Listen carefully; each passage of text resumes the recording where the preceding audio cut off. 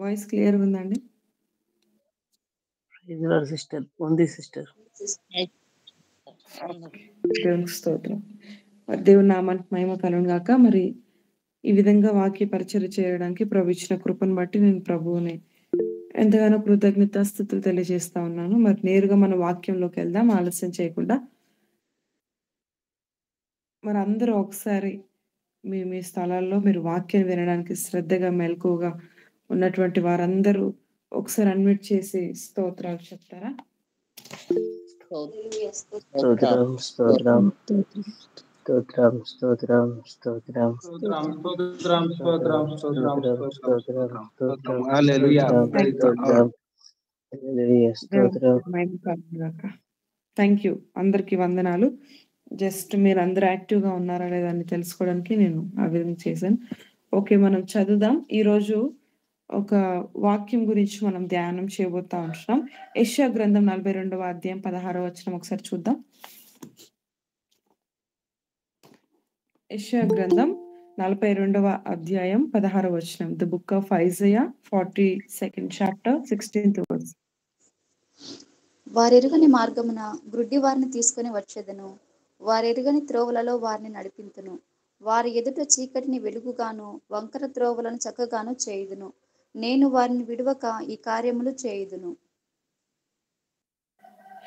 Yes. Thank you అక్క. So, ఇక్కడ మనం చూస్తే యెషయా గ్రంథంలో 42వ అధ్యాయంలో దేవుడు మరి తన ప్రజలకి ఇస్తున్నటువంటి ఒక వాగ్దానాన్ని మనం ఇక్కడ చూస్తా ఉన్నాం. చాలా చక్కటి వాగ్దానాన్ని మనం ఇక్కడ చూస్తా ఉన్నాం. 42:16 దాదాపుగా మరి మనము వాస్తవానికి క్లాసెస్‌లో రకరకాల సబ్జెక్ట్స్‌లో మనం బిజీ అయిపోయి ఉన్నాం. మంచిదే.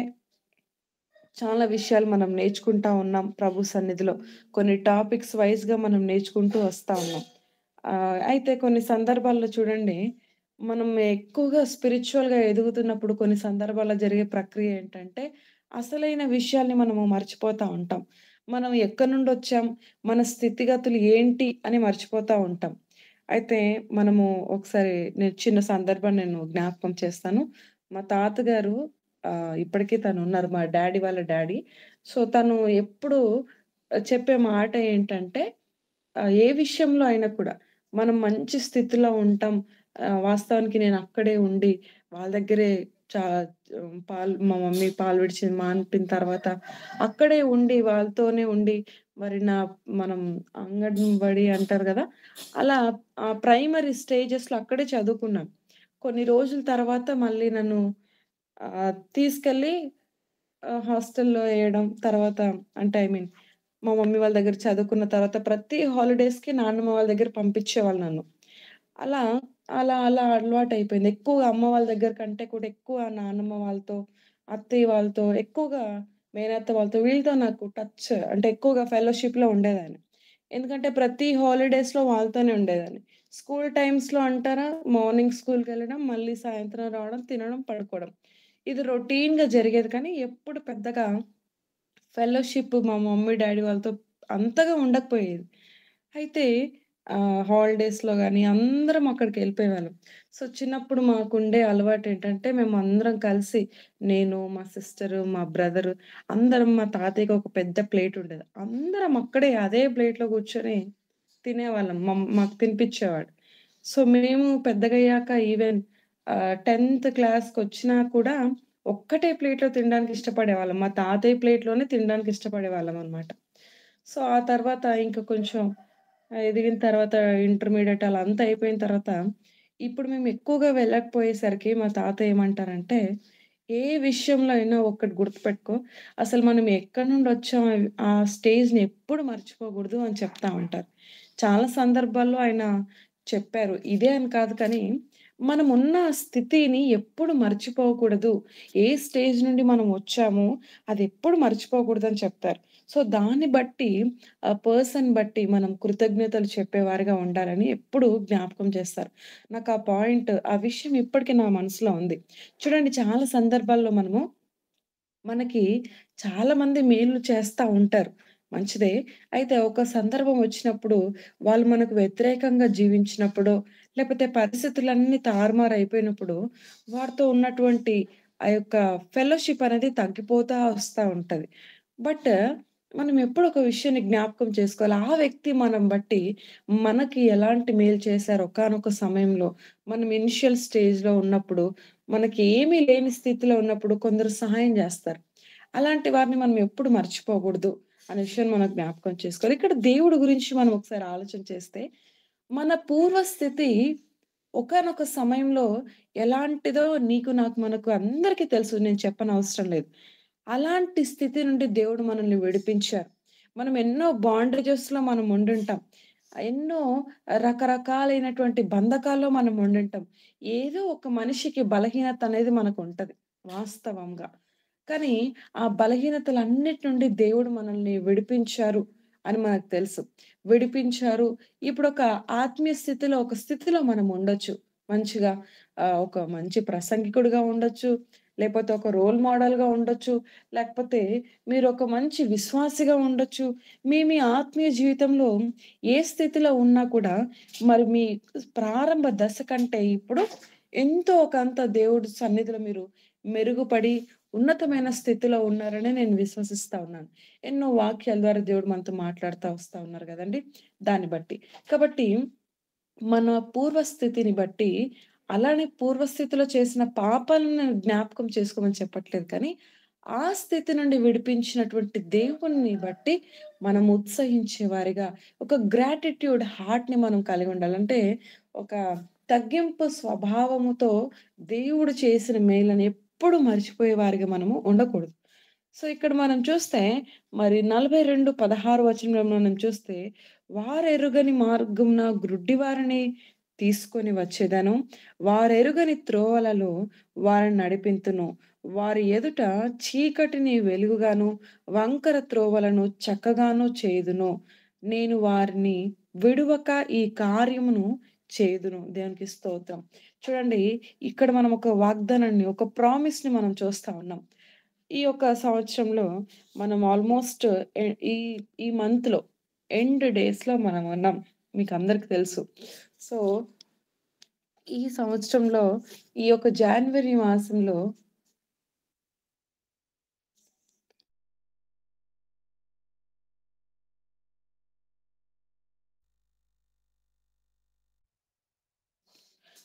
ఈ సంవత్సరంలో మరి నూతనమైన మాసంలో జాన్వరిలో మనం ఎండ్ డేస్‌లో మనం ఉన్నాం. ఆల్మోస్ట్ ఈరోజు 26థ్.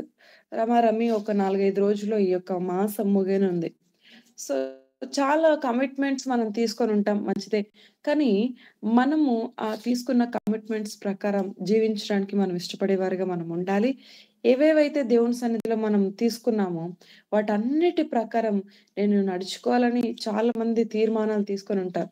మంచిదే. వాటి ప్రకారం జీవించడానికి మన లోపల కలిగినటువంటి ఆ యొక్క జిజ్ఞాస, అంటే మన లోపల కలిగినటువంటి ఆ యొక్క ప్రేరణ, వాటినెప్పుడు కూడా మనము మర్చిపోకుండా తరువుగా అనునిత్యము వాటికి అంటుకట్టబడి, వాటి విషయంలో మనం ఎప్పుడు మర్చిపోకుండా వాటిని మనం జ్ఞాపకం చేసుకునే వారుగా మనము ఉండాలి ఈ సంవత్సరం అంతా కూడా. అయితే ఇక్కడ మనకి ప్రభు ఈ ఈ దినంన ఇస్తున్న వాగ్దానాన్ని మనం చూస్తే, దేవుడు చాలా స్పెసిఫిక్ మేనర్‌లో మాట్లాడుతా ఉంటారు చాలా సందర్భాల్లో. చూడండి, మనకి ఏదైతే అవసరమై ఉంటుందో అది మాట్లాడతారని మనకందరికి తెలుసు. ఇక్కడ ప్రభుల వారు, యేసుక్రీస్తు ప్రభుల వారు మనతో నేరుగా మాట్లాడుతున్నటువంటి ఒక వాగ్దానం ఒకసారి మనం ఆలకించగలిగినట్లయితే, "వారెరుగని మార్గమున గ్రుడ్డి వారిని తీసుకొని వచ్చేదను" అని చెప్తా ఉన్నారు. ఒకసారి ఈ వాక్యాన్ని మనం విడగొట్టి చదవగలిగినట్లయితే చూడండి, మరి గ్రుడ్డి వారిని ఆయన ఏం చేస్తారంటే, వారు ఎప్పుడు కూడా ఎరగనటువంటి మార్గంలో ఆయన తీసుకొస్తారంట. అసలు గ్రుడ్డివారిని ఒక త్రోవలోకి తీసుకొచ్చినా హి కాంట్ రికగ్నైజ్. ఆయనకేమైనా అర్థమవుతదా అండి? చెప్పండి ఒకసారి. గ్రుడ్డివాని ముందు నేను మంచి డెకరేషన్ చేసి, లేకపోతే ఒక మంచి ప్లేస్, చూడదగినటువంటి ప్లేస్‌ని నేను తీసుకెళ్ళాననుకోండి, ఏదన్నా ఆ వ్యక్తికి అర్థమవుతదా అసలు? అర్థం గాదు. అర్థం గాదు. ఎందుకు అర్థం గాదండి? అతను చూడటం లేదు గాబట్టి అర్థం గాదు. యెస్. చూడలేడు గాబట్టి. చూడలేడు గాబట్టి, మరి కంటి మాంద్యం కలిగి ఉన్నాడు గాబట్టి, ఎంత మంచి ప్లేస్‌కి తీసుకెళ్ళినా ఆ వ్యక్తికి ఏమీ కనబడదు, చూసినా కూడా మనం ఎంత ఎక్స్‌ప్రెస్ చేసినా he can't understand. Because he is a blind. ఆయన గుడ్డివాడు కనుక. Thank you. గుడ్డివాడు గనుక. కానీ ఇక్కడ దేవుడు ఒక విషయాన్ని మనం ముందు పెడతా ఉన్నారు. చూడండి చాలా సందర్భాల్లో మనం అనుకుంటాం, నేను మంచినే అంగవైకల్యం కలిగినటువంటి వ్యక్తిని కాదు కదా! అన్ని కళ్ళు, ముక్కు, చెవులు అన్నీ సరిగ్గా పనిచేస్తున్నాయి. బ్రెయిన్ సరిగ్గా పనిచేస్తుంది అనుకుంటాం. కానీ చాలా మట్టుకు మనం ఒకసారి ఆలోచన చేయాలి. క్రైస్తవులుగా పిలవబడుతున్నటువంటి మన జీవితాల్లో కూడా ఒక బ్లైండ్‌నెస్ అనేది ఉంటుంది. ఆత్మీయ జీవితంలో మరి స్పిరిచ్యువల్ లైఫ్‌లో బ్లైండ్‌నెస్ కొందరు కలిగి ఉంటారు. మరికొందరు చూడండి చాలా మట్టుకు కొందరైతే దేహ సంబంధమైనటువంటి బ్లైండ్‌నెస్‌ని, గుడ్డితనాన్ని కలిగి ఉంటారు. కానీ మరికొందరైతే మరి ఆత్మీయ జీవితంలో గుడ్డితనం కలిగి ఉంటారు. వీటికి సంబంధించినటువంటి రిఫరెన్స్‌లు చాలా మనం బైబిల్‌లో మనం చూస్తా ఉంటాం. వాటన్నిటిని నేరుగా మనం జ్ఞాపకం చేసుకుందాం. అయితే చూడండి, ఈ గుడ్డివాడితో ఏదైనా ప్రయోజనం ఉంటదంటారా?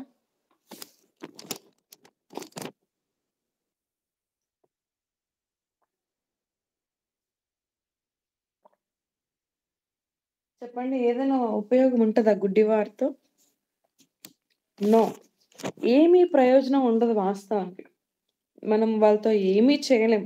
కమ్యూనికేట్ అవ్వచ్చు, ఏదైనా చేయొచ్చు కానీ అసలు ఏమీ చేయలేం. అయితే ఒక సందర్భాన్ని నేను మీకు జ్ఞాపకం చేస్తాను. హిట్లర్ మనకందరికి తెలిసిన వ్యక్తి.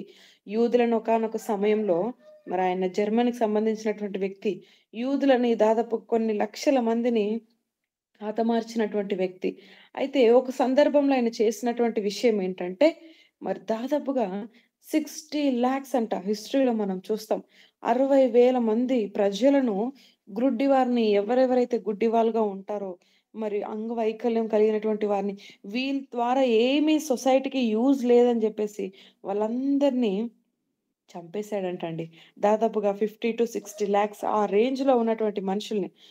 అంటే ఎందుకు అలా చేశాడంటే, ఈ బ్లైండ్ పీపుల్‌తో నాకేమి ఉపయోగం లేదు. ఆయన ఆ రోజుల్లో పరిపాలిస్తున్నటువంటి ఆ టైంలో, ఆయన రూలింగ్‌లో ఆయనకున్నటువంటి ఆ స్వభావం మనకెలాంటిదో మనకు తెలుసు.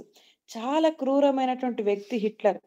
క్రూరమైనటువంటి వ్యక్తులు ఎవరనే లిస్ట్ మనం జూస్తే, ఆ లిస్ట్‌లో ప్రధానంగా ఉండే వ్యక్తి హిట్లర్ మనకందరికి తెలుసు. అంత భయంకరమైనటువంటి వ్యక్తి.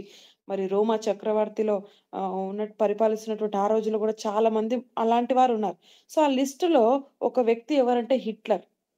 మరి హిట్లర్ అనే వ్యక్తికి చాలా ఒక చరిత్రనే ఉంది. మంచి చరిత్ర సృష్టించొచ్చు మనము. చెడ్డ చరిత్రను గూడా సృష్టించొచ్చు. అలా చెడ్డగా సృష్టించినటువంటి ఆ చరిత్రలో నిలిచిపోయినటువంటి వ్యక్తి హిట్లర్. కాబట్టి ఈ వ్యక్తి చేసిన పనేందంటే, కొందరు మరి బ్లైండ్‌గా ఉన్నటువంటి వారందరిని గూడా చంపేసాడంటండి. ఎందుకంటే నాకు వీళ్ళ ద్వారా సొసైటీకి ఉపయోగం లేదు, నాకు ఉపయోగం లేదని అలా చేశాడంట. చూడండి, కొందరైతే పుట్టుకతోనే బ్లైండ్‌నెస్ కలిగి ఉంటారు. పుట్టుకతోనే బ్లైండ్‌నెస్ కలిగి ఉంటారు. మరి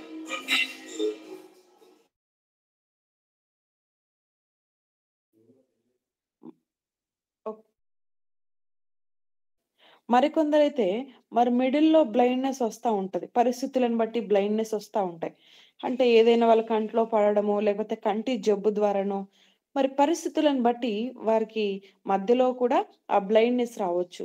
మరికొందరికి ఏజ్ అయిపోయిన తర్వాత బ్లైండ్‌నెస్ వస్తా ఉంటది. కానీ ఒకసారి మనం బైబిల్‌లో చూస్తే ఒక వ్యక్తి ఉంటాడు.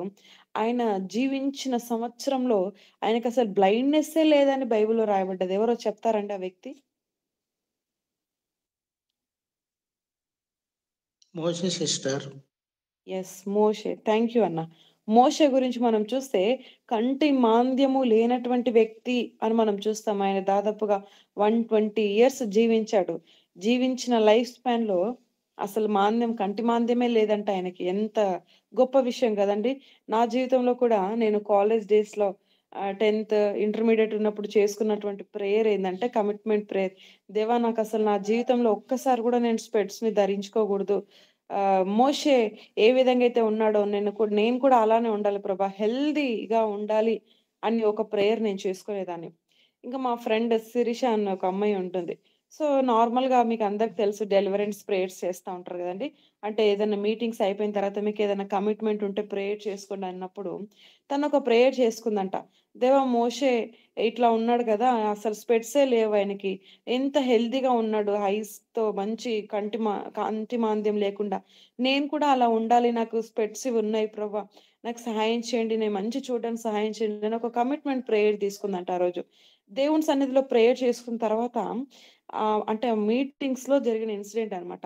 ప్రేయర్ చేశారు. దైవజనులు ప్రేయర్ చేశారు. వాళ్ళ కమిట్మెంట్స్ ప్రకారం చేసిన తర్వాత, మరింక తను స్పెట్స్ లేకోకుండానే మరి ప్రేయర్ చేసుకుంది, విశ్వసించింది. దేవుడు నన్ను స్వస్థపరిచాడని నమ్మింది. ఆ ప్రకారం జీవించడానికి ఇష్టపడ్డప్పుడు, మరి తను ముందైతే ఏదో కొంత విజన్ తక్కువుంది అని చెప్పారు డాక్టర్స్. కానీ తర్వాత మరి ఆ ప్రకారం జీవించిందంట. మరి ఎప్పుడు గూడా మరి స్పెట్స్ ధరించలేదని తను చెప్పింది. నేనెందుకు ఈ మాట చెప్తున్నానంటే, మనం కమిట్మెంట్స్ తీసుకుంటాం ప్రభు సన్నిధిలో. వాటి ప్రకారం జీవిస్తా ఉంటాం. కానీ కొన్ని రోజులైనాక వాటిని ఇంప్లిమెంట్ చేయడానికి, వాటిలో ఫాలో అవ్వడానికి ఇష్టపడం. ఇప్పుడు చూడండి కంటి మాంద్యం ఉందనుకోండి, ఏం చేస్తారు సాధారణంగా అందరూ స్పెట్స్ వేసుకుంటారు. మరి ఇప్పుడు ఈ శిరీష మా ఫ్రెండ్ తను గూడా వేసుకుంది స్పెట్స్. కానీ ఏం చేసింది, "ప్రభువా నాకు ఈ స్పెట్స్ ఒద్దు. నువ్వు నేచురల్‌గా ఎలా అయితే మోషేని అలా హెల్తీగా ఉంచావో నన్ను కూడా అలా ఉంచండి" అని ఒక ప్రేయర్ చేసుకుంది. ఫస్ట్ ప్రేయర్ చేసుకుంది. సెకండ్ తను తీసుకున్న స్టెప్ ఏందంటే, మరి విశ్వసించింది. ప్రేయర్‌తో పాటు విశ్వసించి, మూడవదిగా తనేం చేసిందంటే, విశ్వసించి వాటిని కంటి నుండి తీసివేయడానికి ఇష్టపడింది. కొందరేం జేస్తారంటే ప్రేయర్ జేసుకుంటారు. మరి ఇది అవుతదో కాదో అని విశ్వసించరు. దేవుని సన్నిధిలో అవుతది అని కంప్లీట్‌గా బిలీవ్ చేయరు. ఎట్లా అవుతది మిడిల్‌లో నాకింత సైట్ ఒచ్చింది గదా! మధ్యలో పోవడం అది సాధ్యమేనా అని అనుకుంటారు. కానీ తను విశ్వసించింది. మూడోదిగా తనేం జేసిందంటే, ఆ స్పెట్స్‌ని తీసి పక్కన పెట్టడానికి ఇష్టపడింది. చాలా మంది స్పిరిచ్యువల్ లైఫ్‌లో వారి డే టు లైఫ్‌లో చేసే విషయం ఏందంటే, ప్రేయర్ చేస్తారు, విశ్వసిస్తారు, వాటిని చేయడానికి ఇష్టపడరు. దేవుడు ఇది చేశాడు గదా! అని ఆ క్రియల్లో ముందుకెళ్ళడానికి ఇష్టపడరు. ఆ తర్వాత తను జేసిందేందంటే, హెల్తీగా ఫుడ్ ఐటెమ్స్ తినడం ప్రారంభించింది. ఆకుకూరలు ఏం తింటారు జెప్పండి? మంచి కంటి చూపు మంచిగుండాలంటే, మెరుగ్గా ఉండాలంటే ఏం తింటారు మీరు సాధారణంగా? ఏం తింటే బావుంటది చెప్పండి? క్యారెట్, ఆకుకూరలు, పచ్చల ఆ! కూర. యెస్. తోటకూర. తోటకూర, క్యారెట్, ఆకుకూరలు. ఇంకేం తింటారు? ఫిష్ కూడా సిస్టర్. అక్క? ఫిష్. ఫిష్ తింటారు. ఓకే. వెజ్జీస్ తింటారు. నైస్. ఇంకా? ఫిష్.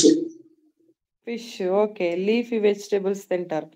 ఇలా ఇవి తినాలని మీకు తెలుసు. అయినా కూడా తినుకోకుండా అట్లా ఉంటే దాని ద్వారా వచ్చే పరిణామాలు మనకు సంభవిస్తా ఉంటాయి.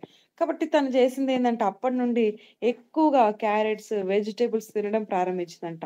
అంటే నేనెందుకు ఈ ఎగ్జాంపుల్ చెప్తున్నానంటే, మన స్పిరిచ్యువల్ లైఫ్‌లో కూడా we have so many commitments in the presence of God. So, బ్లైండ్‌నెస్‌గా మన లైఫ్‌లో మనం ఉండొచ్చు కొన్ని ఏరియాస్‌లో. వాటి నుండి మన మనం వాటి నుండి విడుదల పొందుకోవడానికి ఏం చేస్తామంటే, కమిటెడ్. మనం ఒక కమిట్మెంట్ తీసుకుంటాం. తర్వాత మేబీ సెకండ్ స్టెప్‌లోకి మనం వెళ్తాం. కొందరెళ్తారు. నమ్మకం ఉంచుతారు దేవుని సన్నిధిలో. ఇది జరుగుతుంది అనే నమ్మకం ఉంచుతారు. మరికొందరైతే సెకండ్ స్టెప్‌లోనే ఫెయిల్ అయిపోతారు. ఆ తర్వాత మూడోదిగా కొందరైతే థర్డ్ స్టెప్‌లోకొస్తారు. ఆ ప్రకారం నడవడానికి ఇష్టపడతారు. ఆ ప్రకారం వాటికి సంబంధించిన వాటన్నిటిని చేయడానికి ఇష్టపడతారు. ఇప్పుడు ఆరోగ్యం బాలేదని ఇంట్లో కూర్చుంటారా? మీరు హాస్పిటల్‌కెళ్ళి ట్రీట్మెంట్ తెచ్చుకున్న తర్వాత టాబ్లెట్‌లు వేసుకుంటారా? ఏం చేస్తారు చెప్పండి? హెల్త్ బాలేదనుకోండి, అలానే ఉండిపోతారా బెడ్ పైన?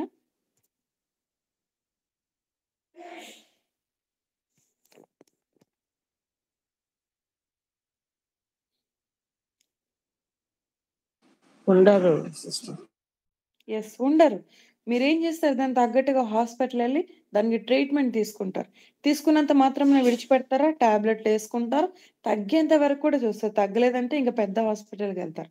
సో, మన స్పిరిచ్యువల్ లైఫ్‌లో కూడా కొన్ని ఏరియాస్‌లో వి మే హావ్ ద బ్లైండ్‌నెస్. మనకు గుడ్డితనం అనేది ఉంటుంది ష్యూర్‌గా. ఒకసారి మనం చదువుదాం. అసలు ఏంటి? ఎందుకు ఇక్కడ దేవుడు ఈ కోణంలో మాట్లాడుతున్నారు ఈ 16వ వచనంలో అని ఒకసారి మనం ఆలోచన చేద్దాం. వారెరుగని మార్గమున గ్రుడ్డి వారిని తీసుకొని వచ్చెదను. వారెరుగని త్రోవలలో వారిని నడిపింతును. వారి ఎదుట చీకటిని వెలుగుగాను వంకర త్రోవలను చక్కగాను చేదును. ఇక్కడ 3 మాటలు మనం చూడబోతున్నాం. మొట్టమొదటిగా వారు ఎరుగని మార్గంలో వారిని ఏం చేస్తాడంటే దేవుడు వారు ఎరుగని మార్గంన గ్రుడ్డి వారిని తీసుకొని వస్తాడంట. గ్రుడ్డివారు ఎవరు అంటే యెస్ ఆఫ్‌కోర్స్ మనమే. ఆఫ్‌కోర్స్ మనమే అని ఎలా చెప్తున్నారు సిస్టర్ అంటే ఒకసారి చదువుదాం. ఎఫెసీయులకు రాసిన పత్రిక 4వ అధ్యాయం 17, 18 వచనాలు ఒకసారి చదువుదామండి.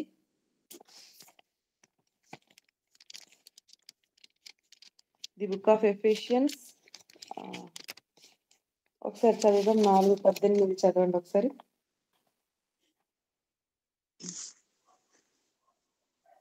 వారైతే అంధకారమైన మనసు గలవారై తమ హృదయ కాఠిన్యము వలన తమలోనున్న అజ్ఞానము చేత దేవుని వలన కలుగు జీవములో నుండి వేరుపరచబడిన వారై తమ మనసునకు కలిగిన వ్యర్థత అనుసరించి నడుచుకొనుచున్నారు. 4:18 కదా. ఓకే. వారైతే అంధకారమైన మనస్సు గలవారై ఏంటంట బ్లైండ్‌నెస్ ఇన్ ద సోల్ అంటే ఆత్మలో శరీరంలో కాదు ఇక్కడ మనస్సులో. మనస్సు అంటే మీకు తెలుసు. మన మైండ్ కావచ్చు, మన హార్ట్ మనం అంటారు జనరల్‌గా అయితే. సో మైండ్, హార్ట్ ఒకటే అని కొన్ని సందర్భాల్లో కొందరు అంటా ఉంటారు. సో ఏదేమైనా ప్రాణము అని అంటాం. లేకపోతే మనస్సు ఈ 2 వేరైనా కూడా సిమిలర్‌గా వీటికి ఇంటర్నల్ కనెక్షన్ అనేది ఉంటది. చూడండి స్పిరిచ్యువల్‌గా కొందరికి బ్లైండ్‌నెస్ ఉంటుంది.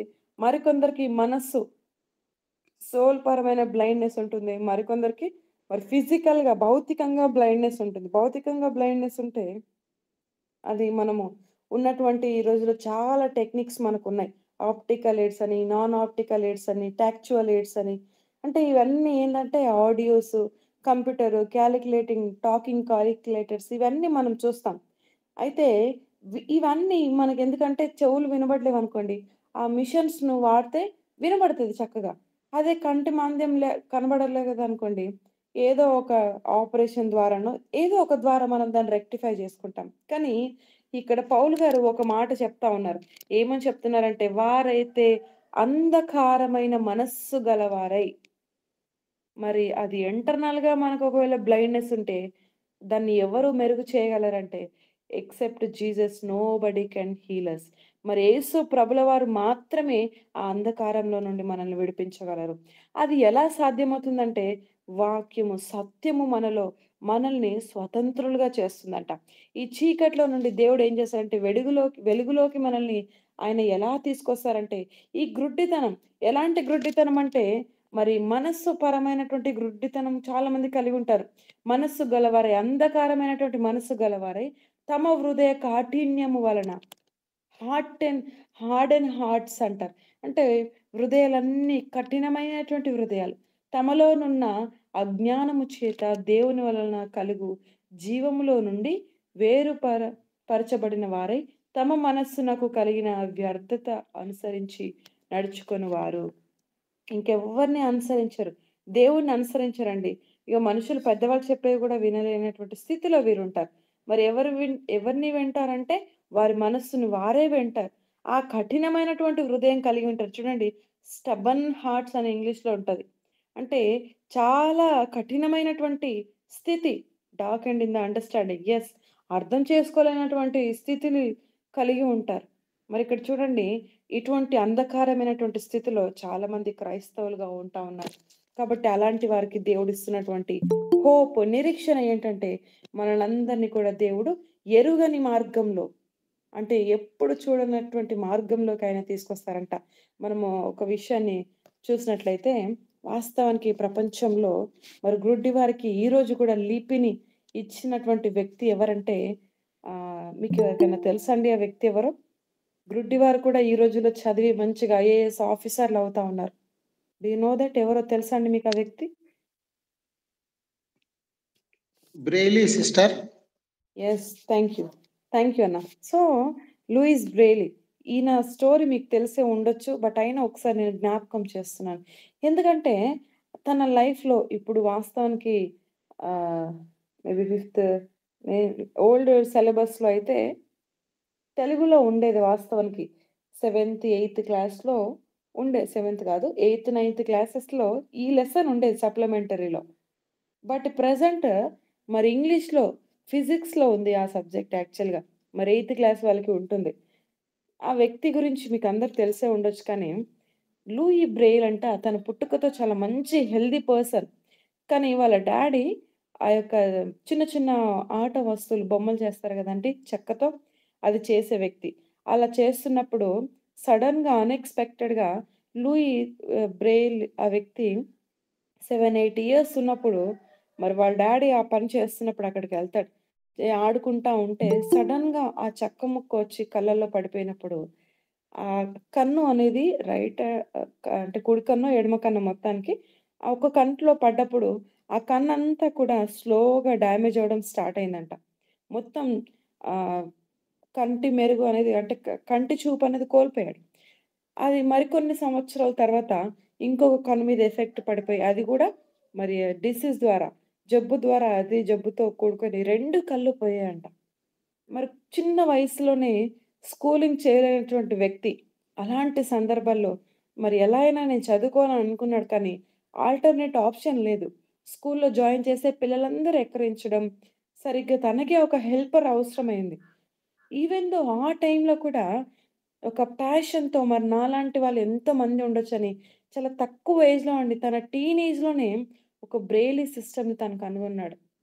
తన స్టడీస్‌ని కంప్లీట్ జేసి, ఎంతో కష్టపడి బ్రెయిలీ సిస్టమ్‌ని అంటే చేతితో తడిమి ఇప్పుడు మనం ఈ లెటర్స్‌ని మనం కంటితో చూసి చదువుతాం కానీ, మరి బ్రెయిలీ సిస్టమ్‌ని మనం చూస్తే మరి చేతితో తడుముతారు వాళ్ళు. ఒక 6 1, 2, 3, 4, 5, 6 డాట్స్ ఉంటాయి వాళ్ళకి. ఆ 6 డాట్స్‌తోనే నొటేషన్స్ ఏబీసీడీ ఆల్ఫాబెట్స్ ఉంటాయి, కామాస్ ఉంటాయి. వాళ్ళకొక టెక్స్ట్ బుక్ ఉంటుంది. అలా దాంట్లో ఉత్తీర్ణులై పీహెచ్‌డీస్ మంచి డిగ్రీస్ కంప్లీట్ చేసి, స్టిల్ ఇప్పటికి ఐఏఎస్ స్థితిలో ఉన్నటువంటి వారు కూడా ఉన్నారండి. మంచి జాబ్ హోల్డర్స్ ఉన్నారు. మీరు వీలైనప్పుడు ఒక్కసారి యూట్యూబ్‌లో దాన్ని సెర్చ్ చేసి ఒకసారి చూడండి. ఆ బ్రెయిలీ సిస్టమ్ ఎలా ఉంటుంది. సిల్వర్ డాట్స్‌తో ఉంటుంది. రియల్ ఇంట్రెస్టింగ్ స్టోరీ అది. చాలా నన్ను అప్పుడు చదువుకున్న స్టోరీ నాకిప్పటికి గుర్తుంది. ఎందుకంటే చాలా ప్రభావితం చేసింది. చూడండి కు కు రియల్‌గా ఫిజికల్‌గానే గుడ్డితనంలో ఉన్నటువంటి వారు ఎంత సమాజాన్ని ప్రభావితం చేస్తా ఉన్నారు. ఈరోజు నిక్ విజిక్ మనకందరికి తెలుసు ఆ వ్యక్తి. ఆస్ట్రేలియాలో పుట్టి పెరిగినటువంటి వ్యక్తి. అందరూ హేట్ చేశారంట. 10థ్ క్లాస్ స్టోరీలో ఉంటుంది ఇంగ్లీష్ బుక్‌లో. అందరూ హేట్ చేశారు. వాళ్ళ మదర్ గూడా తను nurse actually. She want to reject వాళ్ళ డ్యాడీ ఇంక వీడు దేనికి పనికిరాడు. కాళ్ళు లేనటువంటి వ్యక్తి, చేతులు లేనటువంటి వ్యక్తి. ఏమిటికి పనికిస్తాడు అని చెప్పి వదిలేసాడంట హాస్పిటల్‌లో పుట్టగానే. బట్ వాళ్ళ మదర్ ప్రోత్సాహంతో ఎన్నో సందర్భాల్లో సూసైడ్ చేసుకోవాలనుకున్నాడంట. బట్ ఈవెన్ దో మరి దేవుడిని తెలుసుకున్నటువంటి వ్యక్తి కాబట్టి తన లైఫ్‌లో ఒక వెలుగు దేవుడి కృపను బట్టి, ఆ వెలుగు తన లోపలి తన జీవితంలో ప్రకాశించింది కాబట్టి, వాక్యం అనే వెలుగులో తను ఉన్నాడు కాబట్టి, అందులో నుండి విడిపించబడ్డాడు కాబట్టి, ఈరోజు ప్రపంచంలో ఎన్నో దేశాలకు బ్లెస్సింగ్‌గా ఉన్నాడు. రీసెంట్‌లీ మన ఇండియాలో గుంటూరు కూడా వచ్చి ఒక మంచి మోటివేషన్ స్పీచ్‌ని ఇచ్చేసెళ్ళాడు. మరిప్పుడు ఫిబ్రవరి 6థ్ కూడా వైజాగ్‌కొస్తున్నాడని డేట్స్ అనౌన్స్‌మెంట్ చేశారు. నిక్ విజిక్. సో, చూడండి అంగవైకల్యం కలిగినటువంటి వ్యక్తులు ఎంత ప్రభావితం చేస్తున్నారు సొసైటీని. దేవుడు మనకు మంచి ఆరోగ్యాన్నిచ్చారు. కానీ ఇంటర్నల్‌గా చాలామంది ఎంతోమంది చీకటితనంలో సఫర్ అవుతా ఉన్నారు. ఇక్కడ మనం చూస్తే పౌలు గారు చెప్తా ఉన్నారు కదా! ఇంటర్నల్ బ్లైండ్‌నెస్ తమ జీవితంలో మరి మనస్సులో ఎంతోమంది చీకట్లో మరి అంధకారంలో ఉంటున్నారు. బయటికి బాగానే ఉన్నామంటున్నారు కానీ ఇంటర్నల్‌గా ఎంతో గుడ్డితనం. మరి ఇంకా ఇంకొక రకమైనటువంటి గుడ్డితనాన్ని మనం చూద్దాం. ఇదే ఎఫెసీయులకు రాసిన పత్రిక 1వ అధ్యాయం 17వ వచనం ఒకసారి చదువుతామండి. చాలా మంచి మాటలు పౌలు గారు ఎఫెసీ సంఘంతో రాస్తా ఉన్నారు. మరియు మీ మనోనేత్రములు వెలిగింపబడినందున హ్మ్. ఆయన మిమ్మల్ని యెస్. చాలక్క. ఇక్కడ మనం ఇంకా చదువుకుంటూ కిందకెళ్తే 17 నుండి 19 2 కలిసున్నాయి. ఇక్కడ మనం చూస్తే స్పిరిచ్యువల్ బ్లైండ్‌నెస్ గురించి పౌలు గారు మాట్లాడుతా ఉన్నారిక్కడ. చూడండి భౌతికమైనటువంటి గుడ్డితనాన్ని గురించి మనం బైబిల్‌లో మనం చూస్తాం. చాలా మంది ఉన్నారలా. మరి ఇంకా చూస్తే లేయా కంటి జబ్బు కలిగినటువంటి స్త్రీ అని రాయబడ్డది. అలా బైబిల్‌లో చాలా మంది గుడ్డి వాళ్ళున్నారు. ఇంకెవరైనా చెప్పగలరా అండి? ఇంకెవరైనా ఉన్నారా బైబిల్‌లో?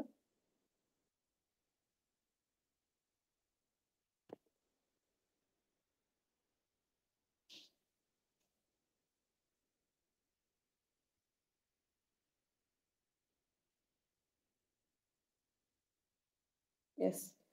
ఎవరు రెస్పాండ్ అవ్వట్లేదు. ఓకే. మీరు దాని గురించి ఒకసారి ఆలోచన చేయండి.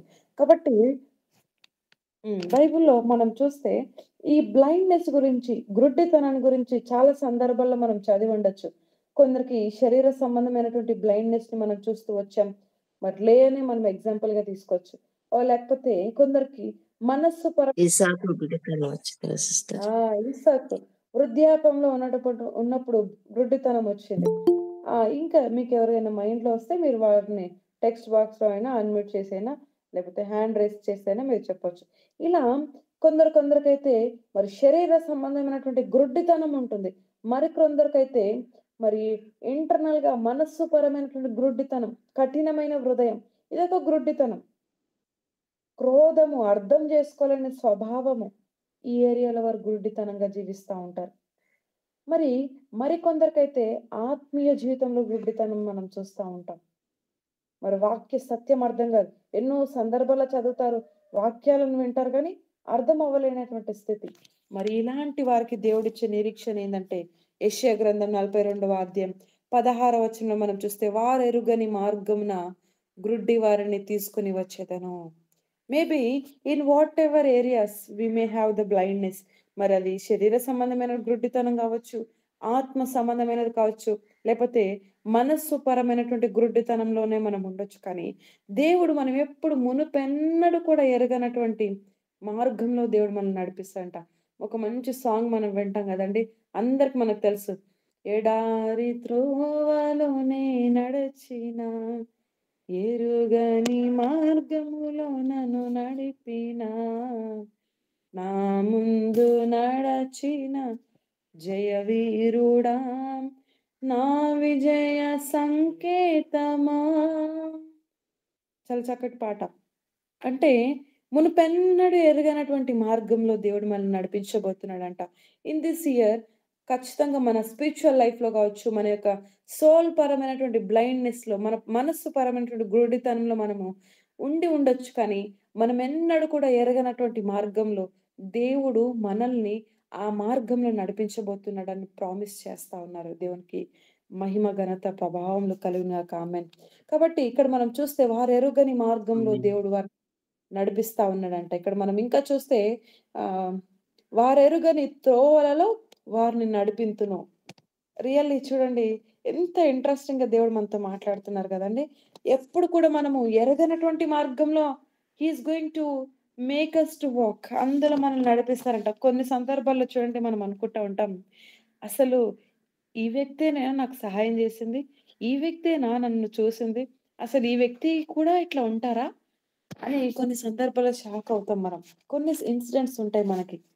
అలాంటి పరిస్థితులు ఉండొచ్చు, ఉండకపోవచ్చు. కానీ నిశ్చయంగా దేవుడు మన జీవితంలో అలా చేయాలని ఇష్టపడతా ఉన్నారు. కొన్ని సందర్భాల్లో చూడండి కొందరు మన పట్ల క్రుక్కెండ్‌గా ఉంటారు. ఈమెనా అస్సలు అని మనం అసలు హోప్‌ని గూడా పెట్టుకోలేనటువంటి స్థితిలో మనం ఉంటాం.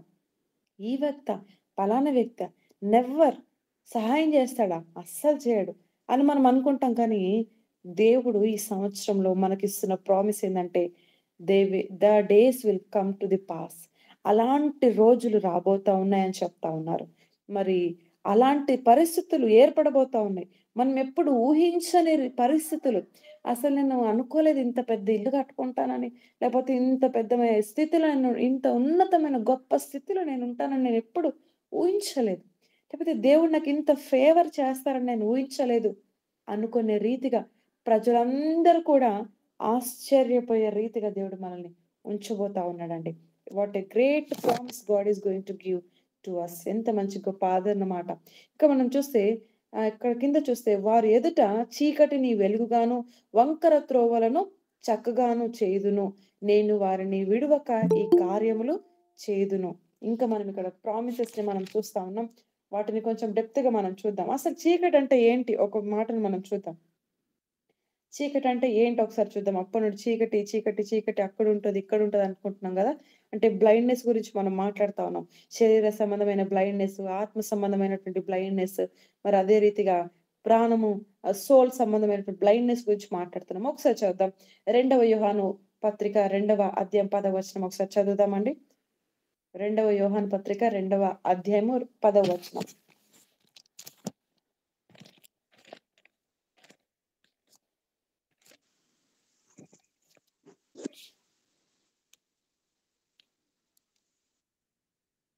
సిస్టర్ రెఫరెన్స్ మళ్ళీ చెప్పండి. 2 యోహాను 2:10 అక్క. 2వ యోహానులో ఎవడైనాను ఈ బోధను మొదటి యోహాను 2వ అధ్యాయం 10వ వచనం.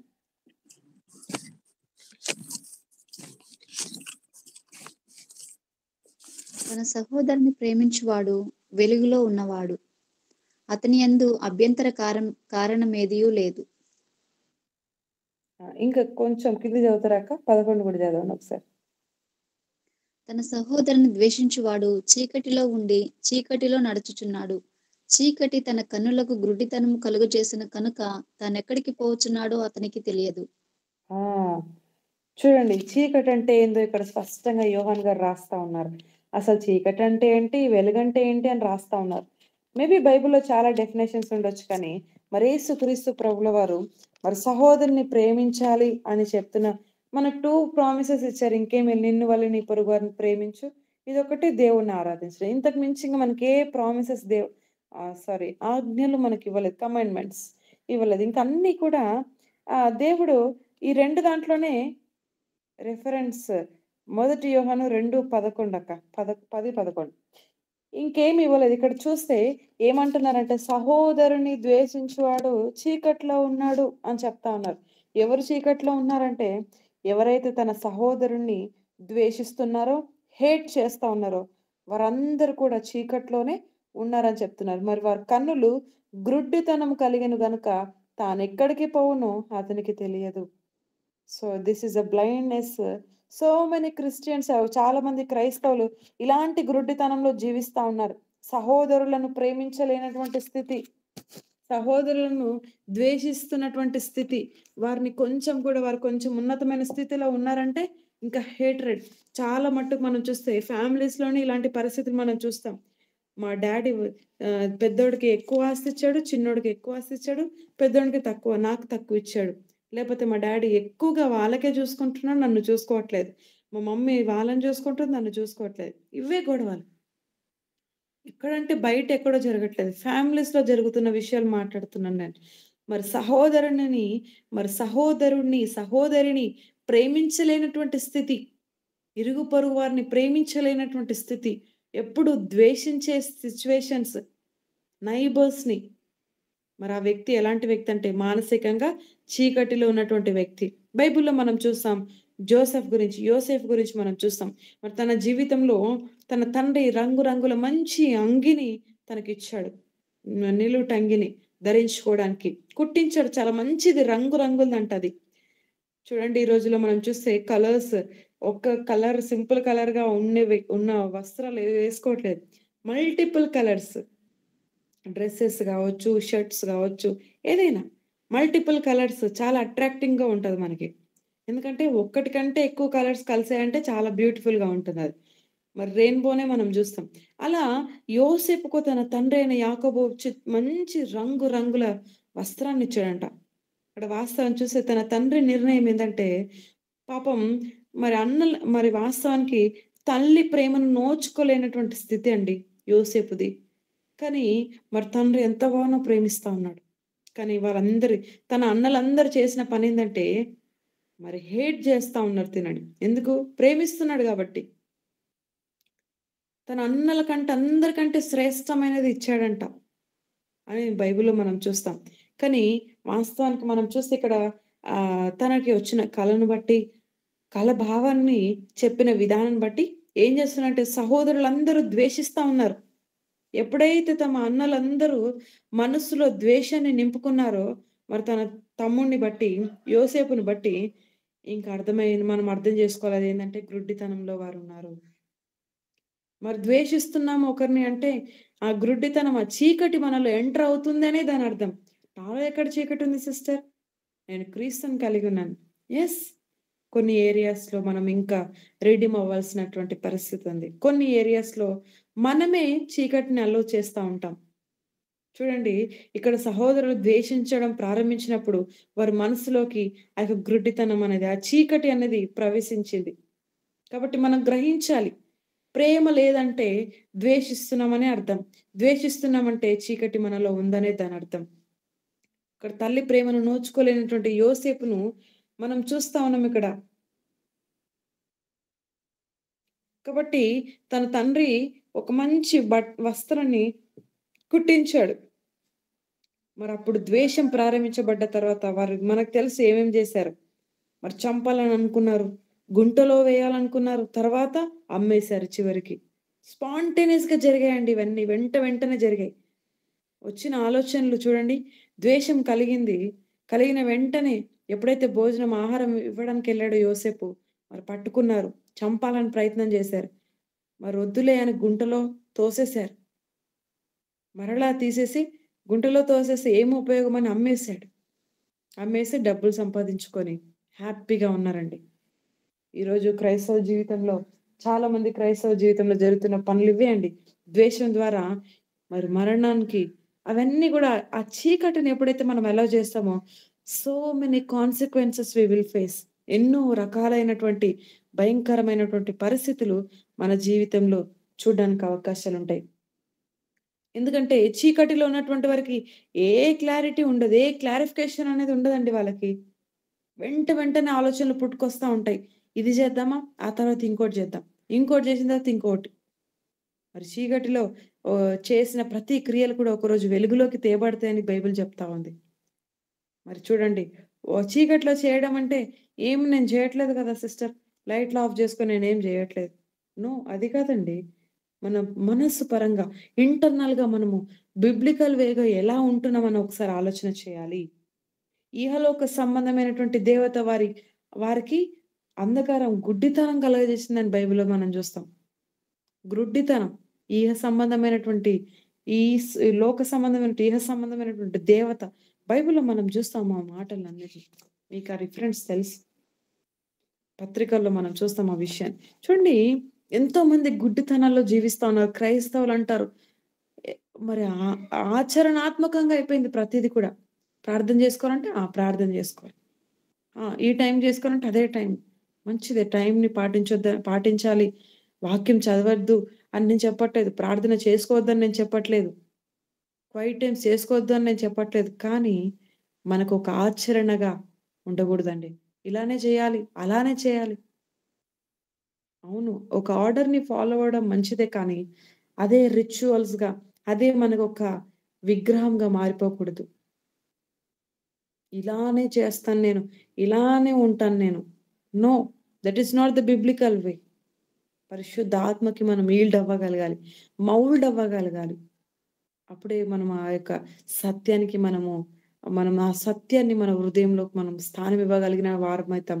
అప్పుడే మనం ఆ గుడ్డితనం నుండి బయటికి రాగలిగినటువంటి స్థితిలో మనం ఉంటాం.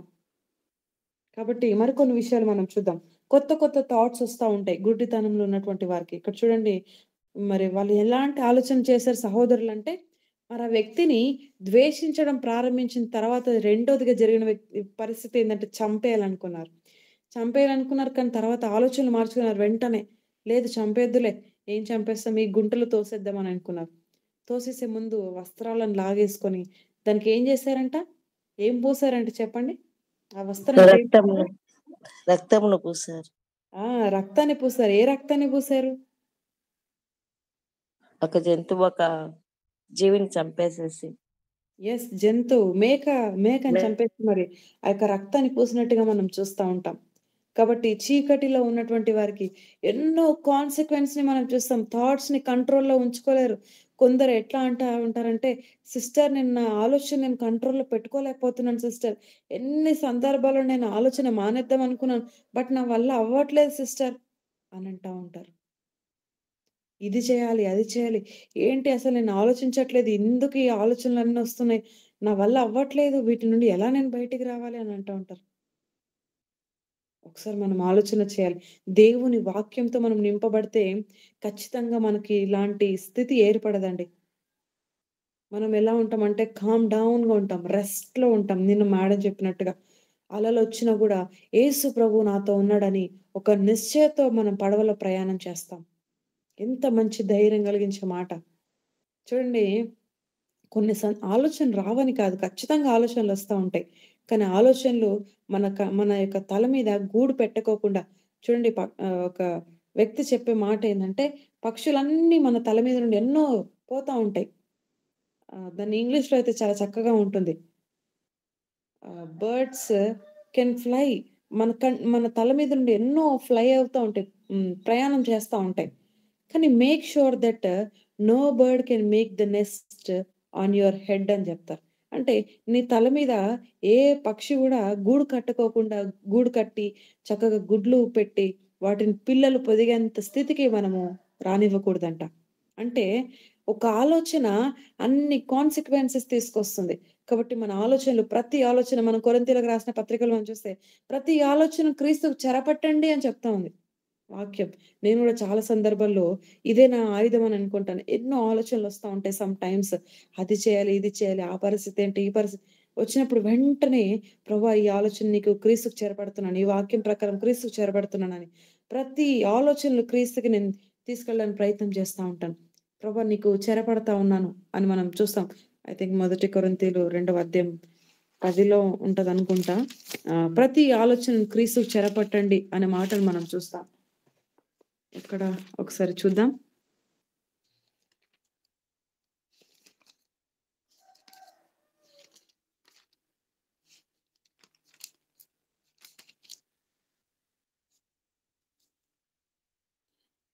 యెస్. థాంక్ యూ అన్న పెట్టారు. 2 కొరింథీ 10వ అధ్యాయం 5వ వచనం ఒకసారి చదువుదాం. చదివి మనం ముందుకెళ్దాం. 2 కొరింథీ 10:5. మేము వితర్కములను దేవుని గూర్చిన జ్ఞానమును అడ్డగించు ప్రతి ఆటంకమును పడద్రోసి ప్రతి ఆలోచనను క్రీస్తునకు లోబడినట్లు చెరపట్టి. ఇక్కడ చూడండి, చెరపట్టడం. ఏ ఆలోచనలైనా రావచ్చు మనకి. ఏ సంబంధమైన ఆలోచనలైనా రావచ్చు. చాలా మంది కౌన్సిల్స్‌కి అంటే వస్తూ చెప్తున్న మాట ఏందంటే, ఇవన్నీ నేను పర్సన్స్ నేమ్ నేను చెప్పట్లేదు గానీ, "అక్క నేను ఎన్ని సార్లు ఆలోచించట్లేదు, ఆలోచించాలి అని అనుకోవట్లేదు కానీ, ఈ థాట్స్ మళ్ళీ మళ్ళీ వస్తా ఉన్నాయి." మెయిన్‌గా నేను టీనేజర్స్ గురించి మాట్లాడుతున్నాను. ఎన్నో లైంగిక సంబంధమైన ఆలోచనలు వస్తా ఉన్నాయి అక్క. నేను ఆలోచించట్లేదు. నాకసలు ఆ థాట్స్ లేవు గానీ అవే వస్తా ఉన్నాయి. అలాంటి కలలే వస్తా ఉన్నాయి అక్క అంటా ఉన్నారు. చాలా మంది అండి. ఎందుకంటే ఏమో రకరకాలైన ప్రభావాలు ఉండొచ్చు వారి మీద. ఎన్నో చీకటి సంబంధమైనటువంటి ఆత్మలు వారి మీద పనిచేస్తా ఉంటాయి. సెల్ ఫోన్స్ చూడడం, అన్నెసెసరీ థింగ్స్. స్పిరిచ్యువల్ వార్‌ఫేర్స్‌లో గూడా ఇలాంటివి వస్తా ఉంటాయి. బట్ నేను కొన్ని విషయాలు నేను మాట్లాడుతా ఉన్నాను. కొన్ని ఆలోచనలు మనం కంట్రోలింగ్‌లో పెట్టలేనటువంటి స్థితిలో చేయాల్సిన పనేందంటే, దేవుడు మనకిస్తున్న ఆయుధం ఏందంటే, వెంటనే ఈ వాగ్దానాన్ని ఎత్తిపట్టి ప్రార్థన చేయాలి. 2 కొరింథీ 10 5 వచనమా? 5వ వచనం ప్రకారం ప్రభా ప్రతి ఆలోచన నీకు చెరపడుతున్నాను. ప్రతి ఆలోచన. ఉండొచ్చు, ఎన్నో టెన్షన్స్ ఉండొచ్చు. క్రీస్తుకు చేపట్టే వారిగా మనం ఉండాలి. కాబట్టి ఇక్కడ మనం మరలా వాక్యంలోకెళ్దాం. ఇక్కడ మనం చూస్తే ఇక్కడ మరి యోసేపు యొక్క సహోదరులైతే ఆలోచన వెనక ఆలోచన కలిగి ఉన్నారు. ఎలా అయితే డిస్ట్రాయ్ చేద్దామా అని ఆలోచన చేస్తా ఉన్నారు. వస్త్రాన్ని చింపారు, రక్తంతో పూసారు. తండ్రి ఇచ్చిన శ్రేష్టమైన మంచి వస్త్రాన్ని చింపేశారు. మరి ఎన్ని సంవత్సరాలు ఏడ్చాడో మనకు తెలుసు వాళ్ళ తండ్రి ఆ వస్త్రాన్ని పట్టుకొని. మనకందరికి తెలుసు. మరి బైబిల్‌లో ఇంకొక వ్యక్తిని మనం చూస్తాం. కయ్యను గురించి మనం చూస్తాం. కయ్యను కూడా తన జీవితంలో మరి అంధకారంలో మరి జీవిస్తున్నటువంటి వ్యక్తి. తన సహోదరుని ప్రేమించలేనటువంటి స్థితిలో ఉన్నటువంటి వ్యక్తి. చివరికి మనం చూస్తే హేట్రెడ్, ఆ యొక్క హేట్‌నెస్ ఎలా అయిపోయిందంటే, మరి ఆ ద్వేషించే స్థితి ఎలా అయిపోయిందంటే, మరి మరణానికి దారి తీసినట్టుగా మనం చూస్తా ఉన్నాం. ముఖాన్ని చిన్నబుచ్చుకున్నాడు. ఫేస్ రీడింగ్స్ మారిపోయాయి. ముఖంలో ఉన్నటువంటి కవళికలు అన్నీ మారిపోయాయండి. ఎందుకంటే ద్వేషించాడు కాబట్టి. మొట్టమొదటిగా భూమి మీద మర్డర్ కేస్ ఏదంటే అదే అంట బైబిల్‌లో. First murder case in the Bible కయీన్ చేసినటువంటి. మరి చరిత్రలోనే ఫస్ట్ మర్డరర్‌గా నిలిచిపోయాడు. ఒక నరహంతకుడు అని పిలువబడ్డాడండి. ఎలా వచ్చిందంటే ద్వేషం ద్వారా. ఎలా వచ్చింది ఈ ద్వేషం అంటే మనసులో ఆలోచనల ద్వారా. ఎందుకంటే చీకటిని అనుమతించారు కాబట్టి. చీకటిని ఎందుకు అనుమతించారంటే వాక్యం లేదు కనుక. వాక్యం ఎందుకు లేదంటే వినలేనటువంటి స్థితిలో ఉన్నారు కనుక. కాబట్టి మనకు దేవుడిస్తున్న నిరీక్షణ, Lord is going to open the new doors. మనమెప్పుడు మునుపెన్నడు ఎరగని మార్గంలో గ్రుడ్డి వారిని తీసుకొని వచ్చేదను. వారెరుగని త్రోవలలో వారిని నడిపింతునని మనం చూస్తున్నాం. ఇంకా మనం చూస్తే కిందకి మనం చూస్తే వారి ఎదుట చీకటిని వెలుగుగాను, వంకర త్రోవలను చక్కగాను చేయుదును. ఈ వంకర త్రోవలు అంటే మనకు తెలుసు. యెస్. అంటే చూడండి కొన్ని త్రోవలు ఎలా ఉంటాయంటే డౌన్ లోయలుగా ఉంటాయి. మరికొన్ని ఎత్తుగా ఉంటాయి. మరికొన్ని వంకర వంకరగా ఉంటాయి. దీని గురించి మరి లూకా సువార్తలో మనం చూస్తాం. ఐ థింక్ జాన్ అనుకుంటా. John or Luke. దాంట్లో రాయబడ్డేందంటే వంకర త్రోవలు సరళమవుతాయి. లూకా ఒకసారి చూద్దాం. లూకా సువార్త 3వ అధ్యాయము 6వ వచనం ఒకసారి చూద్దాం. 3 నుండి చూద్దాం. అంతటా అతడు వచ్చి పాప క్షమాపణ నిమిత్తము మారు మనసు విషయమైన బాప్తిస్మ పొందవలని యోర్దాను నదీ ప్రదేశమందంతటా ప్రకటించుచుండెను. ప్రభు మార్గము సిద్ధపరచుడి, ఆయన త్రోవలు సరాలము చేయుడి.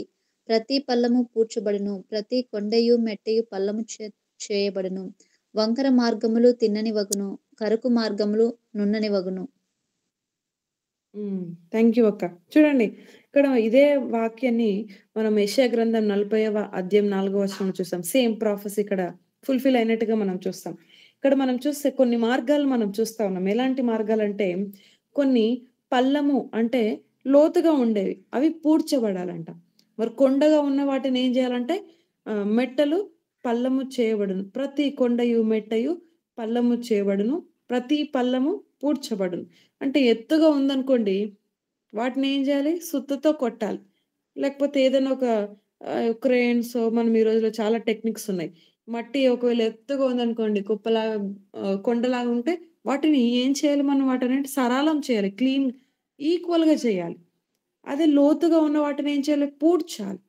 మరి వంకర త్రోవలను ఏం చేయాలంట? మరి ఇక్కడ చూస్తే వంకర మార్గములు తిన్నని వగును అని మనం చూస్తున్నాం. కరుకు మార్గము నున్నని వగును. ఇదంతా మరి మనసు సోల్ గురించే మాట్లాడుతున్నాడు దేవుడు ఇక్కడ. ఇలాంటి మార్గాలు, ఇలాంటి హార్ట్స్ మనం కలిగి ఉంటాం. ఎత్తు అంటే కొండ ఇక్కడ మనం చూస్తున్నాం. కొన్ని ఇక్కడ మనం ఫస్ట్ చూసే ప్రతి పల్లము పూడ్చబడును అంటే కొందరు ఉంటారు. ఎట్లా ఉంటారు? ఆల్వేస్ డౌన్ పార్ట్స్ లోనే ఉంటారు. ఏవో ఒక లోపాలు ఉంటాయి. మరి కొందరు ఎట్లా ఉంటారు? కొండలాగా ఉంటారు. అంటే ఎప్పుడు నేను గర్వం, నేను ఇట్లానే ఉండాలి, నాదే జరగాలి, నా ఆలోచనలే ఇంప్లిమెంట్ అవ్వాలి, ఇట్లా ఉంటారు మరికొందరు. మరి వంకర మార్గాలు నెక్స్ట్ మూడో రకమైన మనుషులు ఎలాంటి వారు అంటే వంకర మార్గాలు చెప్తే అలా నడవడానికి ఇష్టపడినటువంటి వారు. కరుకు మార్గం, హార్డ్ రఫ్ ఏరియా అంటాం, రఫ్ సర్ఫేస్ అంటాం. It has more impurities. ఇలాంటి మనస్సు, ఇదంతా మనసు గురించే మనం ఇక్కడ చూస్తాం. మనసు గురించే రాయబడ్డ మాటలు. ఇలాంటి మనస్సు కలిగినటువంటి వారిని దేవుడు ఏం చేస్తాడంటే చక్కగా మరి ఈక్వల్ ఏరియాగా సర్ఫేస్ స్మూత్‌గా మారుస్తాడంట దేవుడు. ఎంత మంచి మాట. మనలో కొన్ని ఉంటాయి.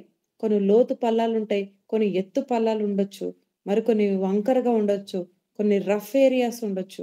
వీటన్నిటిని దేవుడు మనల్ని సరిచేయాలని స్మూత్‌గా ఒక రాయి ఎంతైతే స్మూత్‌గా ఉంటుందో అలా దేవుడు మనల్ని చేయడానికి ఇష్టపడతాడు. అది ఎప్పుడు సాధ్యం అంటే వాక్యానికి లోబడ్డప్పుడు మాత్రమే. చూడండి మనకందరికి తెలుసు. మీరు ఎప్పుడైనా బావి దగ్గరికెళ్లారా అండి?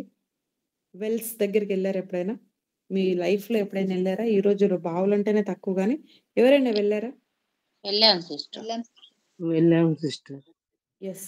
అక్కడ బావుల ముందు అంటే వాటర్ తోడుకునే ముందు మనము పాట్స్‌ని అంటే కుండలు కావచ్చు, కడవ అంటారు.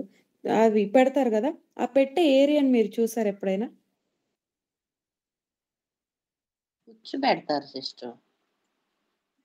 ఉచ్చులాగా పెట్టి ఉచ్చులాగా పెట్టేసి బిందెని లోపలికి వదులుతారు నీళ్లు చేరడానికి. అది ఓకే అక్క. కానీ ఇప్పుడు నీళ్లు అంటే పక్కన ఇప్పుడు ఎగ్జాంపుల్ 4, 5 కడవలు లేకపోతే బిందెలు తెచ్చుకున్నారనుకోండి. అవన్నీ ఒకటేసారి వదలరు గదా! పెద్ద పెద్దవన్నీ మీరు పక్కన పెట్టుకుంటారు. చూసే ఉంటారు గదా! వాటర్‌తో మీరు తీసుకున్న తర్వాత దాంట్లో వేసుకుంటారు. ఆ ప్లేస్‌ని ఆ ఏరియాని మీరు చూసారా ఎప్పుడైనా? ఎప్పుడైనా దాన్ని అబ్జర్వ్ చేసారా? కుదురు. కుదురు. చుట్టూ గోడలాగా కడతారు కింద చిన్నది. ఓకే. అయితే నేను చెప్పేది మీకు అర్థం కావట్లేదనుకుంటా. చూడండి నేను ఎక్స్‌ప్లెయిన్ చేస్తున్నాను. ఇప్పుడు మీరు బావులు దగ్గరికెళ్లారనుకోండి, ఆ వాటర్‌ని మీరు వాటిని చేదుకుంటారు మంచిదే. కానీ వాటరు పోసిన తర్వాత అక్కడ కింద మీరు కడవను పెట్టే ప్లేస్ గురించి మాట్లాడుతున్నాను. అక్కడ ఎలా అవుతుందంటే ఆ రాయంతా కూడా మీరు ఆ స్టోన్ ఆ రాయి మీద లేకపోతే ఏ ప్లేస్‌లో అయితే కడవను లేకపోతే బిందెను పెడతారో కరెక్ట్‌గా ఆ షేప్‌లో అది అయిపోతా ఉంటది. వాటర్ పోసి, పోసి, పోసి చక్కగా హోల్‌లాగా పడతదక్కడ ఆ ఏరియాలో. నేను అది మాట్లాడుతున్నాను. అది చూసారా ఎవరైనా మీరెప్పుడైనా?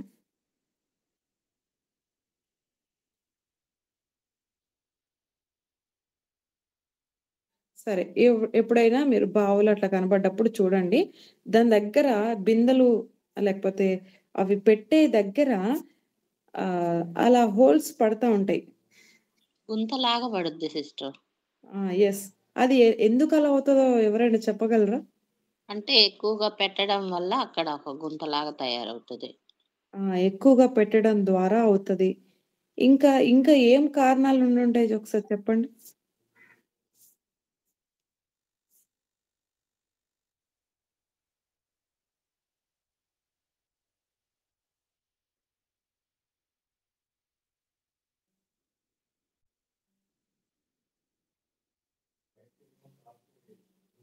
ఒకే స్థానంలో బరువు పెట్టడం వల్ల గూడా అట్లా పడుతుంది సిస్టర్.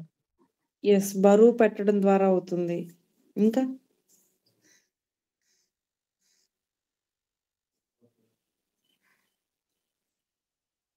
యాక్చువల్లీ ఆహ్, ఇవన్నీ ఒకప్పుడు మేము హిందీ సబ్జెక్ట్‌లో ఒక లెసన్ ఉండేది.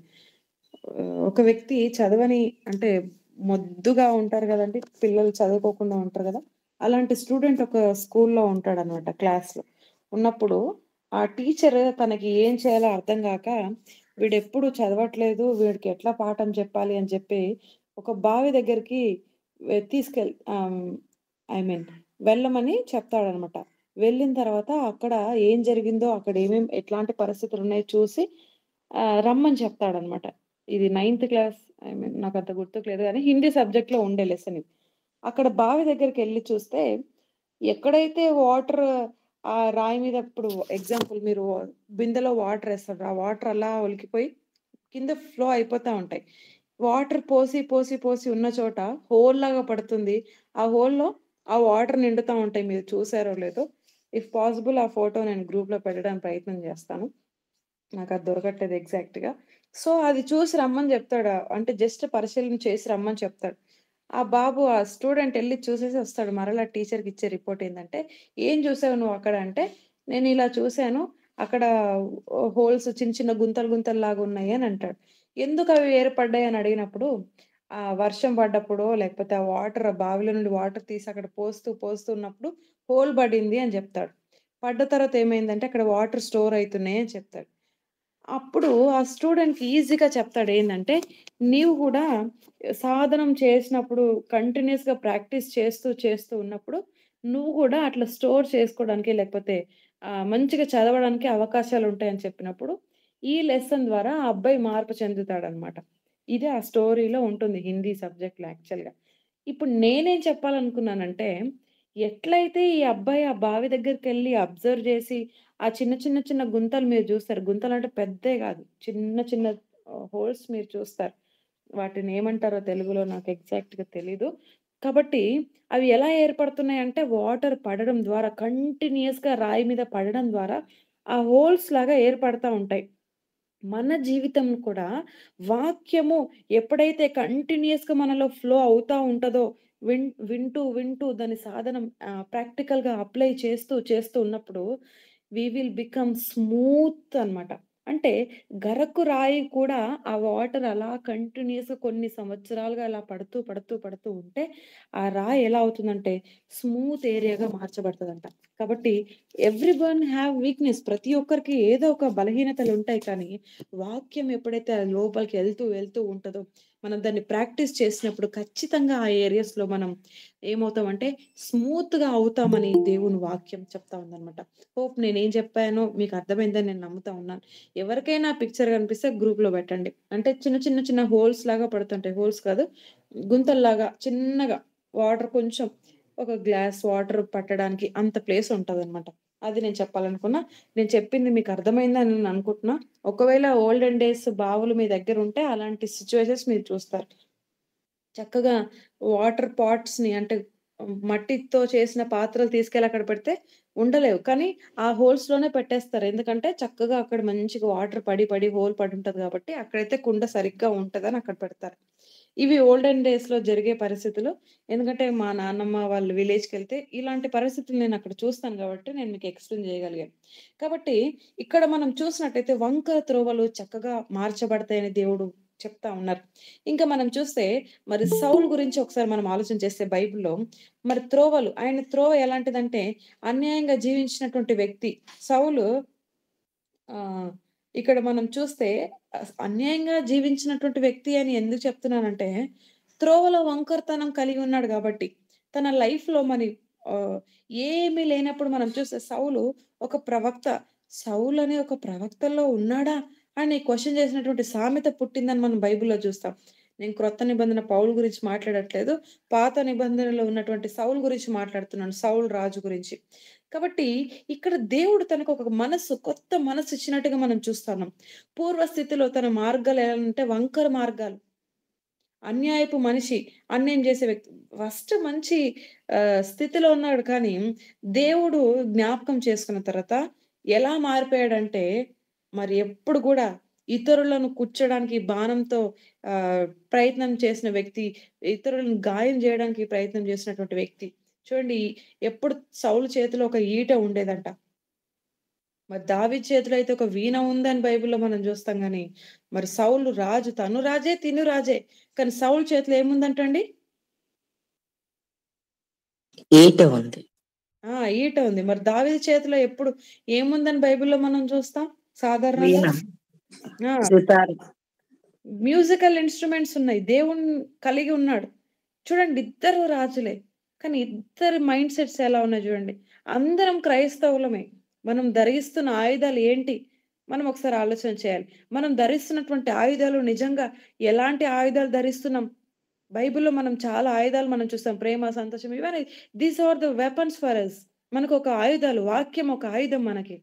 కానీ ఎలాంటి ఆయుధాలు ధరిస్తున్నారంటే స్ట్రాంగ్ వెపన్స్ మనం కలిగి ఉండాలి. ఎలాంటి వెపన్స్ కలిగి ఉన్నారంటే క్రైస్తవులే ద్వేషము, అసూయ, పగ, ఇంటర్నల్‌గా so many these kinds of weapons, ఇలాంటి వెపన్స్‌ని ధరిస్తా ఉన్నారు. ఇక్కడ సౌలు జీవితం చూస్తే ఈటెను పట్టుకొనున్నాడు. ఎప్పుడు ఏం జరుగుతదో తెలీదు. ఎప్పుడు మనసు ఎలా మారుతదో తెలీదు. ఏ ప్రమాదం వస్తదో తెలీదు. కోపిష్టి. ప్రమాదకరమైనటువంటి మనిషి. చాలా మంచి మనిషి.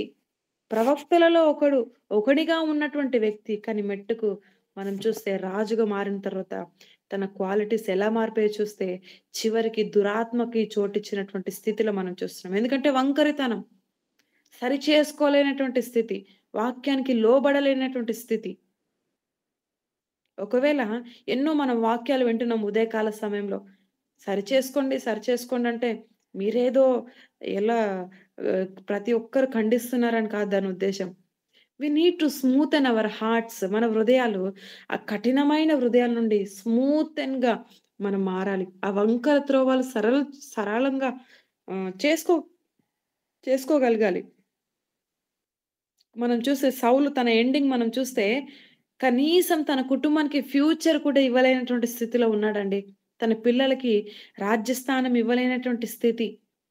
ఒక స్థితి అసలు లేదు, తనకు పొజిషన్ అంటూ లేదు. తన పిల్లల్ని మనం హిస్టరీలో ఇంకా మరి ఎక్కడ చూడమసలు. దావీదు వంశం స్టార్ట్ అయిన తర్వాత ఇప్పటికి నేడుకి మనం జ్ఞాపకం చేసుకుంటా ఉన్నాం. ఎందుకంటే మరి సౌలు చీకటిలో నడుచుకున్నటువంటి వ్యక్తి. మరి డేవిడ్‌ని మనం చూస్తే మంచి జ్ఞానం కలిగినటువంటి వ్యక్తి. ఎంతో మంచి శ్రేష్టమైనటువంటి జీవితాన్ని జీవించాడు. న్యాయంగా ఉన్నాడు. వెలుగులో నడవడానికి ఇష్టపడ్డాడు. చీకటొచ్చిందంటే దాన్ని విడిచిపెట్టుకోవడానికి ఇష్టపడుతున్నాడు. కొందరు లైఫ్‌లో మనం చూస్తే వారికి వాళ్ళు స్పాయిల్ చేసుకుంటా ఉంటారు లైఫ్స్. సౌలు ఈ రాజు కూడా తన చేతుల్లోనే తన జీవితాన్ని నాశనం చేసుకున్నాడు. ఎవరంటే ఒక ప్రవక్త. ప్రవక్త అంటే మామూలు మాటనండి? ఆ రోజుల్లో ఎంతో వాల్యూ, దేవుని నోటి మాటలన్నీ బయలుపరిచే వ్యక్తి. ఇప్పుడైతే మనం చూస్తే మరి చివరి చూసే కర్ణ పిశాచుల దగ్గరికెళ్ళి తిరిగి సోదెని జెప్పించుకుంటా ఉన్నాడు. మీరు చదవండి సౌలు స్టోరీ. తెలిసే ఉండొచ్చు మీకందరికి. అలాంటి స్థితిలో మరి సౌలు దిగజారిపోయాడు. కానీ దావీదైతే ఉన్నతమైన స్థితిలోకెళ్ళిపోయాడు. మరి మనం కూడా అలా ఉండాలని దేవుడు తెలియజేస్తున్నాడు. కాబట్టి చీకటితనానికి చోటివ్వకూడదు. ఇక మనం చూస్తే చివరిగా మనం చూస్తే 16వ వచనంలో మనం చూస్తే సాంసన్ కూడా ఉన్నారు కదా. అక్క సాంసన్ కూడా అట్లా గుడితనాన్ని తెచ్చుకున్నారు. యెస్. మనం చూస్తే యెస్. థాంక్ యూ అక్క. మనం సామ్సన్ లైఫ్ కూడా మనం చూస్తే తనని యెహోవా ఆత్మ ఎడబాపిందని కూడా కాన్షియస్‌లో లేడంట. ఒక్కసారి మనం చదువుదామా? దేవుడు మనకొక వార్నింగ్‌గా ఇస్తా ఉన్నాడు దేవుడు. అసలు ఈవెన్ ఎంత అన్‌కాన్షియస్‌లో ఉంటారు మనుషులనే విషయాన్ని మనం ఒకసారి ఆలోచించేద్దాం. న్యాయాధిపతుల గ్రంథం. ఒకసారి చూద్దాం, ఆ మాటను చూసి మనం ముందుకెళ్ళిపోదాం. న్యాయాధిపతులు ఇక్కడ 16వ అధ్యాయము 20వ వచనం ఒకసారి చదువుదాం. ఆమె సంసోను ఫిలిష్తీయులు నీ మీద పడుచున్నారనగా అతడు నిద్ర మేల్కొని ఎప్పటికెట్లు నేను బయలుదేరి విడజిమ్ముకొందుననుకొనెను. అయితే యెహోవా తనను ఎడబాసెనని అతనికి తెలియలేదు. యెహోవా ఎడబాసనని తెలియలేదంట. ఇంకా మనం అక్కడ కొంచెం ముందుకు అటు ఇటు వచ్చిన మనం చదవగలిగినట్లయితే మనం అక్కడ ఏమని చూస్తామంటే యెహోవా ఆత్మ మరి సంస్థను విడిచి వెళ్ళిపోయిందని మనం చూస్తాం. కనీసం కాన్షియస్ లో లేడండి. నేను ఈ పరిస్థితిలో ఉన్నానే, నా పరిస్థితి ఇలా ఉంది, అసలు దేవుడు ఉన్నాడా, నాతో నడుస్తున్నాడా, నాతో మాట్లాడుతున్నాడా, ఆయనతో నేను మాట్లాడుతున్నానా అని కాన్షియస్ లో కూడా లేడు శాంసన్. నేడు క్రైస్తవులుగా పిలువడుతున్న మనం కూడా అసలు దేవుడు మాట్లాడుతున్నాడు, నేను వింటున్నానా, ఆ మాటలు నా లోపలికి వెళ్తున్నాయా, అసలు నా స్థితి ఎలా ఉంది, నేను సరి చేసుకోగలుగుతున్నానా, దేవుని మాటకి నేను స్మూత్ అని అవ్వగలుగుతున్నానా? ఇంతేలే ఎప్పుడు ఇవే మాటలు అని అనుకుంటున్నాము. Really so many words we are listening, but how our spiritual lifes అని ఒకసారి ఆలోచించేద్దాం. మూడోదిగా మనం చూస్తే నడిపింపు కావాలి. ఇక్కడ మనం చూస్తున్నాం బ్లైండ్నెస్ వ్యక్తికి ఏం కావాలంటే, చీకట్లో ఉన్న వ్యక్తికి నడిపింపు కావాలి, నడిపించేవారు కావాలి. లేకపోతే గోతుల్లో పడిపోతారు, మనకు తెలుసు. ఇక్కడ మనం చూస్తే మోషే మరి ఇశ్రాయేల్ ప్రజలందరినీ కూడా నడిపించాడంట. నడిపించడానికి దేవుని దగ్గర అడుగుతా ఉన్నాడు, ఎలా నడిపించాలి ప్రభా నేను అని అడుగుతున్నాడు. చూడండి ఎగ్జాంపుల్ గా మనం ఎందుకు మోషే దేవుని దగ్గరికి వెళ్ళి అడుగుతున్నాడు అంటే, చిన్న నది ఉందనుకోండి, ఏం చేస్తాం మనం, చిన్న వంతెన కట్టేస్తాం ఈజీగా దాటుకోవడానికి, ఏదో స్టిక్కో ఏదో ఒకటి వేసి మనం దాటుకుంటాం. కానీ అదే పెద్ద సముద్రం ఉంటే ఏం చేస్తాం, ఏమి చేయలేం. కాబట్టి ఆ సమస్యని పరిష్కరించడం కొరకు మరి మోషే దేవుని దగ్గర జ్ఞానం అడుగుతా ఉన్నాడు. మరి సొలొమోన్ కూడా దేవుని దగ్గర జ్ఞానం అడిగినట్టుగా మనం చూస్తాం. ఎందుకంటే దేవుడు మనల్ని ఎప్పుడు విడవకోకుండా నడిపిస్తా ఉన్నాడు దేవుడు.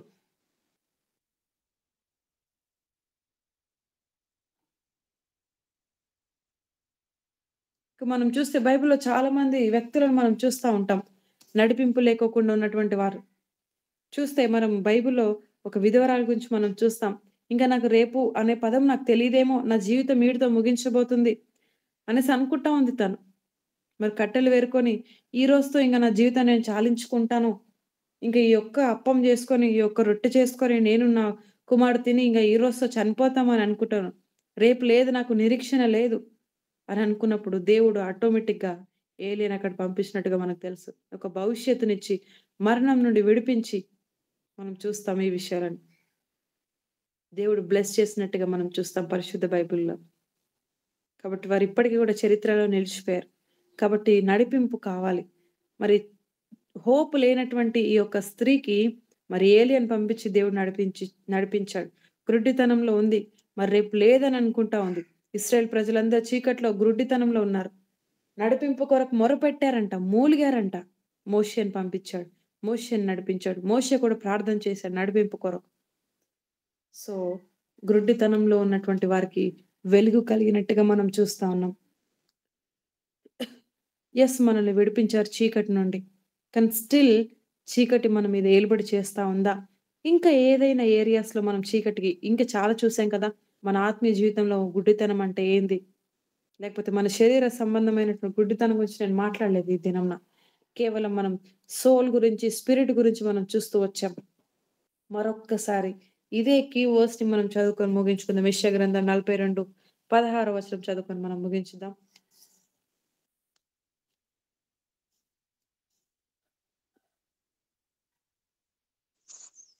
వారెరుగని మార్గమున గ్రుడ్డి వారిని తీసుకొని వచ్చెదను. వారెరుగని త్రోవలలో వారిని నడిపింతును. వారి ఎదుట చీకటిని వెలుగుగాను, వంకర త్రోవలను చక్కగాను చేయుదును. నేను వారిని విడువక ఈ కార్యములు చేయుదును. ఆమేన్. కాబట్టి మనం దాదాపుగా 3 పాయింట్స్‌ని మనం చూస్తూ వచ్చాం. మనం ఎప్పుడు కూడా ఎరుగనటువంటి మార్గంలో దేవుడు మనల్ని నడిపిస్తున్నాడు, నడిపించబోతున్నాడని మనం చూస్తూ వచ్చాం. చీకటి మార్గంలో దేవుడు మనకు వెలుగు కలగజేయబోతున్నాడు. ఏ ఏరియాస్‌లో మనం వీక్‌గా ఉన్నామో, ఆ ఏరియాస్‌లో దేవుడు తన వాక్కులను పంపించి, వాక్కుల ద్వారా మనల్ని ఎన్‌లైటన్ చేయబోతున్నారనే విషయాన్ని దేవుడు మాట్లాడుతూ వచ్చారు. చివరిగా మన వంకర త్రోవలు సరళం చేస్తారని దేవుడు మనతో మాట్లాడారు. ఇవి ఎప్పుడు పౌలు గారు చేస్తారో ఇప్పుడు చూస్తే సిస్టర్ సౌలు గారిని కూడా అట్లా నడిపించారు పౌలుగా మార్చే ముందు. ఆ! యెస్ అక్క. సౌలు గూడా మనం చూడొచ్చు. గురుడితనంలో ఎళ్ళిపోయాడు. విడుదల పొందుకున్నాడు. చాలా మంచి ఎగ్జాంపుల్స్ అక్క జ్ఞాపకం చేస్తున్నారు. థాంక్ యూ అక్క. కాబట్టి నేను వారిని విడువక ఈ కార్యములు చేయుదును. God will never leave us, never forsake us. మనల్ని ఎప్పుడు విడిచిపెట్టడు. విడువను, ఎడబాయనని ఇస్తున్నటువంటి వాగ్దానం మనం ఎత్తిపట్టి మనం ఈ వాక్యాన్ని మన మనసులో పెట్టుకొని మనం ప్రార్థన చేద్దాం. What a loving God we have. మనం ఏ ఏరియాస్‌లో గుడ్డితనంలో మనం ఉన్నామో, God want to enlighten us. మన మనోనేత్రాలు వెలిగించాలనుకుంటున్నారు వాక్యం ద్వారా. ఈ ఈ ఇయర్ అంతా కూడా సర్ప్రైజింగ్ ఇయర్‌గా దేవుడు చేయాలని ఇష్టపడతా ఉన్నారు. కాబట్టి వాటి కొరకు మనం సిద్ధపరచుకుందాం. అట్టి కృప ప్రభు మనందరికి అనుగ్రహించి నడిపించును గాక. ఆమేన్. ఆమేన్. కాబట్టి ఒక్క 1 మినిట్ క్లోజ్ యువర్ ఐస్. మనం ఉన్న చోటున మనం క్లోజ్ చేసుకుందాం. నేను ఎక్కువ టైం తీసుకోను. మనం క్లోజ్ చేసుకొని మనం ప్రభుతో మనం మాట్లాడదాం. Just 1 minute talk to the lord. ఒకసారి మాట్లాడండి దేవుడితో. ఏ ఏరియాస్‌లో మనం వీక్‌గా ఉన్నాం. ఏ ఏరియాస్‌లో మనం దేవుడికి స్థానం ఇవ్వలేకపోతున్నాం. దేవుడు కంప్లీట్‌గా మన సోల్‌లో అంట చాలా కంపార్ట్మెంట్స్ ఉంటాయంట. ఒక కవి ఇలా రాస్తా ఉన్నాడు. మనం ఎలా అయితే అపార్ట్మెంట్‌లో కంపార్ట్మెంట్స్ లేకపోతే ట్రైన్‌లో కంపార్ట్మెంట్స్ ఉంటాయో, బోగీలు ఎలా అయితే ఉంటాయో, ఎలా అయితే సీట్స్ ఉంటాయో, మన హార్ట్‌లో కూడా అలాంటి ప్లేసెస్ ఉంటాయంట. ప్రతి హార్ట్‌లో ప్రతి కంపార్ట్మెంట్‌లో దేవుడు రావాలనుకుంటున్నాడు. ఆ వెలుగుని వెలిగించాలి నేను అనుకుంటా ఉన్నాడు. ఏ ఏరియాస్‌లో ఆల్రెడీ స్పిరిచ్యువల్ లైఫ్‌లో మనం వెలిగించబడ్డాం. ఆత్మీయ జీవితంలో వెలిగించబడ్డాం. కానీ వాట్ అబౌట్ అవర్ సోల్? మన ప్రాణం విషయం ఏంటి? అన్ని కంపార్ట్మెంట్స్‌లోకి క్రీస్తుని అనుమతించగలుగుతున్నామా? ద్వేషము ఇవన్నిట్లో కూడా దేవుని సహాయం కోరితే ఖచ్చితంగా విడుదల పొందుకుంటాం. ఈగో ఏ బలహీనతలు మనల్ని అడ్డొస్తా ఉన్నాయి? Chambers in heart. అది యాక్చువల్లీ మనం సైంటిఫిక్‌గా మనం చూస్తాం గానీ, యాక్చువల్లీ ఒక మంచి author I don't know his name but ఆయన బుక్‌లో రాస్తున్న మాటలేందంటే కంపార్ట్మెంట్స్ అని రాస్తాడు. కంపార్ట్మెంట్స్ అంటే బోగీలు ఎలా అయితే ఉంటాయో అలా ఉంటాయంట. యెస్. మన హార్ట్‌లో 4 చాంబర్స్ ఉన్నాయి. బట్ అది కాదు నేను మాట్లాడేది. కంపార్ట్మెంట్స్ లాట్ ఆఫ్ కంపార్ట్మెంట్స్ ఉంటాయి. ఫ్యామిలీకి ఒక కంపార్ట్మెంట్ ఉంటుంది. ఫ్రెండ్స్‌కి ఒక కంపార్ట్మెంట్. మన యొక్క లైఫ్‌లో ఇన్వాల్వ్ అయ్యే ప్రతి పర్సన్‌కి ఒక కంపార్ట్మెంట్ ఇస్తాం. దేవుడికి ఒక కంపార్ట్మెంట్ ఉంటదంట. కానీ దేవుడు నాకు అన్ని ప్లేసెస్‌లో నాకు కావాలంటా ఉన్నాడు. All places. కొన్ని కంపార్ట్మెంట్స్‌లో మనం ఈగోస్‌తో నింపుకుంటాం. కొన్ని కంపార్ట్మెంట్స్‌లో జెలస్‌తో నింపుకుంటాం. మరి కొన్ని కంపార్ట్మెంట్‌లో ఇంకేవేవో నింపుకోవచ్చు. But God want that all places to capture us. Let us pray. Let every compartment we may surrender to our Lord Jesus so that he may enlighten us. మనల్ని వెలిగించాలని ఇష్టపడతా ఉన్నారు. ఆ ఏరియాస్ అన్నిట్లో. He want to take complete control of our lives. Just pray to the Lord. ఒక్క 1 minute pray చేద్దాం.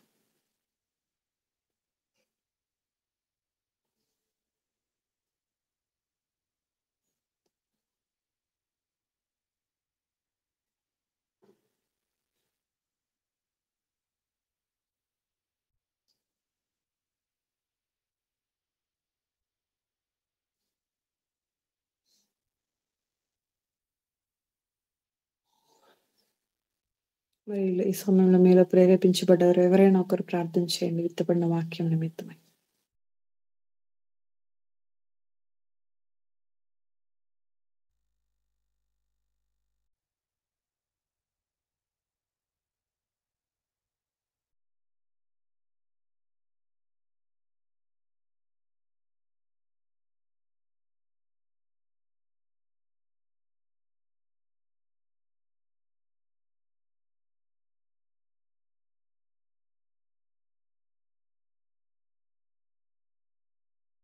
ఈ సమయంలో ఎవరైనా ఒకరు ప్రార్థన చేయండి ప్రేరేపించబడ్డవారు. ప్రార్థించుకుందాం. స్తుతి పాత్రుడా, స్తోత్రుడా, మమ్మల్ని మిక్కిలిగా ప్రేమించే మా ప్రియ పర్లోక ప్రజ, ఈ పరిశుద్ధ పాదములకు వేలాది వందనాలు, స్తుతులు, స్తోత్రాలు చెల్లిస్తూ ఉన్నాను నాయన. అయా ఈ ఉదయ కాల సమయంలో ప్రభా వారు ఎరగని మార్గమున గుడ్డి వారిని త్రోసివేసి వచ్చేదనని, వారు ఎరగని త్రోవలలో వారిని నడిపింటునని ప్రభా మీ యొక్క మాటలను బట్టి మీకు వేలాది వందనాలు, స్తుతులు, స్తోత్రాలు చెల్లిస్తున్నాను ఆయన. మేము ప్రతిదినం కూడా ప్రభా నాయన మీ సన్నిధానములో మరి మీ యొక్క మాటలను వినుటకు నాయన మేము ఏ స్థితిలో గుడ్డితనం కలిగి ఉన్నాము ప్రభా, ఆత్మీయమైన స్థితిలో నాయన మేము గుడ్డితనము కలిగి లేకుండా నా ప్రభా ప్రతిదినం కూడా మీ వాక్యంతో నాయన మమ్మల్ని హెచ్చరిస్తూ ఉన్న విధానం కొరకు మీకు వేలాది వందనాలు, స్తుతులు, స్తోత్రాలు చెల్లిస్తున్నాను ఆయన. ఆయన అంధకారమైన చీకటి శక్తులను మా హృదయంలో ఉంచుకొనక నా ప్రభా మరి మా యొక్క హృదయ కాఠిన్యం లేకుండా నాయన మరి సహోదరులు ప్రేమించే వారంగా నాయన జ్ఞానము కలిగి ఉండుట్లో ఆత్మీయమైనటువంటి మన్నాను ప్రభా మీరు మాకు ప్రతిదినం కూడా నా ప్రభా మరి మీరు మీ దాసురాలైన నాయన సిస్టర్ను బట్టి మాకు ఇచ్చిన వాక్యాన్ని బట్టి మీకు వేలాది వందనాలు. ప్రతిదినం కూడా మీరు హెచ్చరిస్తూ ఉన్న విధానం కొరకు మీకు వేలాది వందనాలు. నైనా లేయాను బట్టి ఈ సాకును బట్టి ప్రభా అనేక విషయాలు ప్రభా పౌల్ గారిని బట్టి మీరు తెలియజేశారు నాయన. మీకు వేలాది వందనాలు. ఆ యొక్క నాయన మరి గుడ్డితనం మేము లేకుండా ప్రతినిత్యం కూడా మిమ్మల్ని అనుసరించే వారంగా నా ప్రభా మీ సన్నిధానములో ప్రభా ఏసేపు ఏ విధముగా అయితే నాయన మరి తన యొక్క అన్నదమ్ముళ్ళు ప్రభా మరి ఆ యొక్క మేకను చంపి రక్తంలో ఉన్నారు, మా కొరకే మీరు మీ రక్తాన్ని కార్చి నా ప్రభా మరి నాయన ఈ లోకానికి వచ్చారు ప్రభా.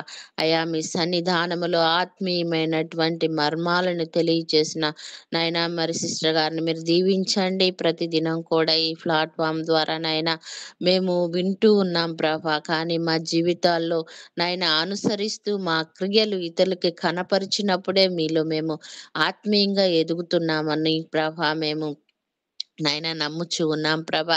ప్రతినిత్యము నాయన మా గొప్ప దేవుడుగా మీరుండి నాయన మేము నాయన మిమ్మల్ని పోలి అనుసరించి మిమ్మల్ని పోలి నడుచుకునే వారంగా ఉండాలని ప్రభా నాయన మరి మాలో ఉన్న గుడ్డితనాన్ని తీసివేసి నా ప్రభా జ్ఞానము కలిగి మీ సన్నిధిలో ప్రతిదినం కూడా నాయన వాక్యంతో సరి చేసుకుంటూ నా ప్రభా నాయన మీ సన్నిధానంలో మేము నడవవలసిన వారమై ఉన్నాం కనుక నాయన ప్రతి దినము కూడా మీ సన్నిధిలో తండ్రి మమ్మల్ని ఆత్మీయమైనటువంటి మేళ్లతో మీరు నింపుచూ నడిపిస్తూ నాయన మాకు కావలసిన ప్రతి విధమైన అవసరత మీ సన్నిధిలో తీరుస్తూ మీరు అద్భుతాలు ఆశ్చర్య కార్యాలు మా పట్ల చేస్తూ ఉన్న విధానం కొరకు మీకు వేలాది వందనాలు, స్తుతులు, స్తోత్రాలు చెల్లిస్తున్నా నాయన.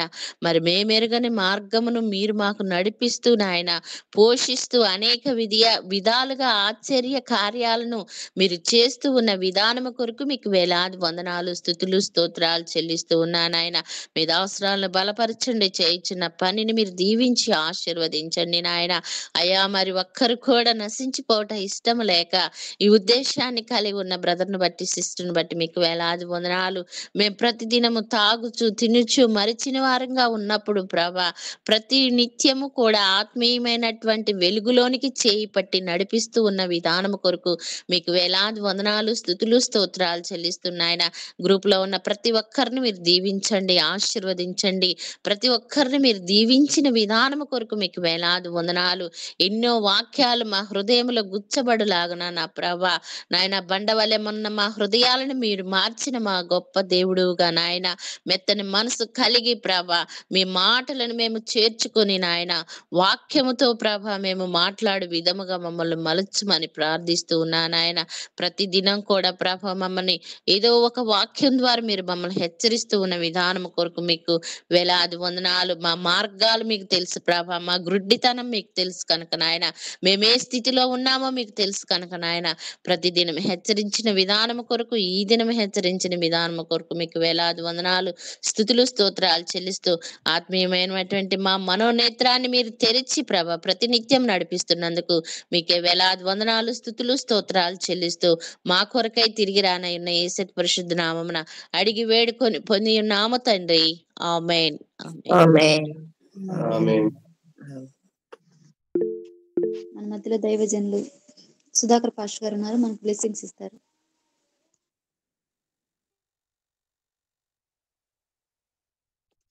సిస్టర్ ప్రైజ్ లార్డ్ సిస్టర్, ఆశీర్వాదం తీసుకుందాం. తొట్టిల్లకుండా మిమ్మల్ని కాపాడుటకును తన మహిమ ఎదుట ఆనందముతో మిమ్మల్ని నిర్దోషులుగా నిలబెట్టుటకును శక్తిగల మన రక్షకుడైన అద్వితీయ దేవునికి మన ప్రభు అయిన యేసుక్రీస్తు ద్వారా మహిమయు మహత్యమును ఆధిపత్యమును అధికారమును యుగములకు పూర్వమును ఇప్పుడును సర్వయుగములను కలుగును గాక. ఆమేన్. ఆమేన్. ఆమేన్. ఆమేన్. అందరికి వందనాలండి. అందరికీ వందనములు. Praise the lord. Good morning. అందరికీ వందనాలండి. దేవునికి మహిమ కలుగును గాక. ఈ దినాన దేవుడు మనకిచ్చే వాగ్దానం గురించి మనకు సిస్టర్ మంచి వర్తమానం అందించారు. మన ఆత్మీయ జీవితంలో మన ఆత్మీయ మనోనేత్రములు గ్రుడ్డిగా ఉండకూడదని, మనం చీకటిలో ఉండక దేవుని ప్రేమ కలిగి ఉండాలని, మన వంకర త్రోవలను దేవుడు సరళం చేసే దేవుడు కనుక ఈ వాగ్దానం దేవుడు మన జీవితంలో మన యొక్క జీవితంలో యొక్క వాగ్దానం మనం స్వతంత్రించుకుందాం కాక. ఆమేన్. ఈ దినాన మనకు వర్తమానం అందించిన సిస్టర్ గారికి ప్రత్యేక వందనాలు తెలియజేస్తున్నాను. అదేవిధంగా పాటలు పాడి సహకరించిన వారికి, వాక్యాన్ని పోస్ట్ చేసిన వారికి, ప్రారంభం మొదలుకొని ముగింపు వరకు ఏకీభవించిన అందరికీ వందనాలు తెలియజేస్తున్నాను. అందరూ కూడా ఈ యొక్క లింక్లో క్రమంగా అందరూ జాయిన్ అవ్వాలని ప్రభు పేరు మీకు తెలియజేస్తున్నాను. రేపటి దినాన దైవజనులు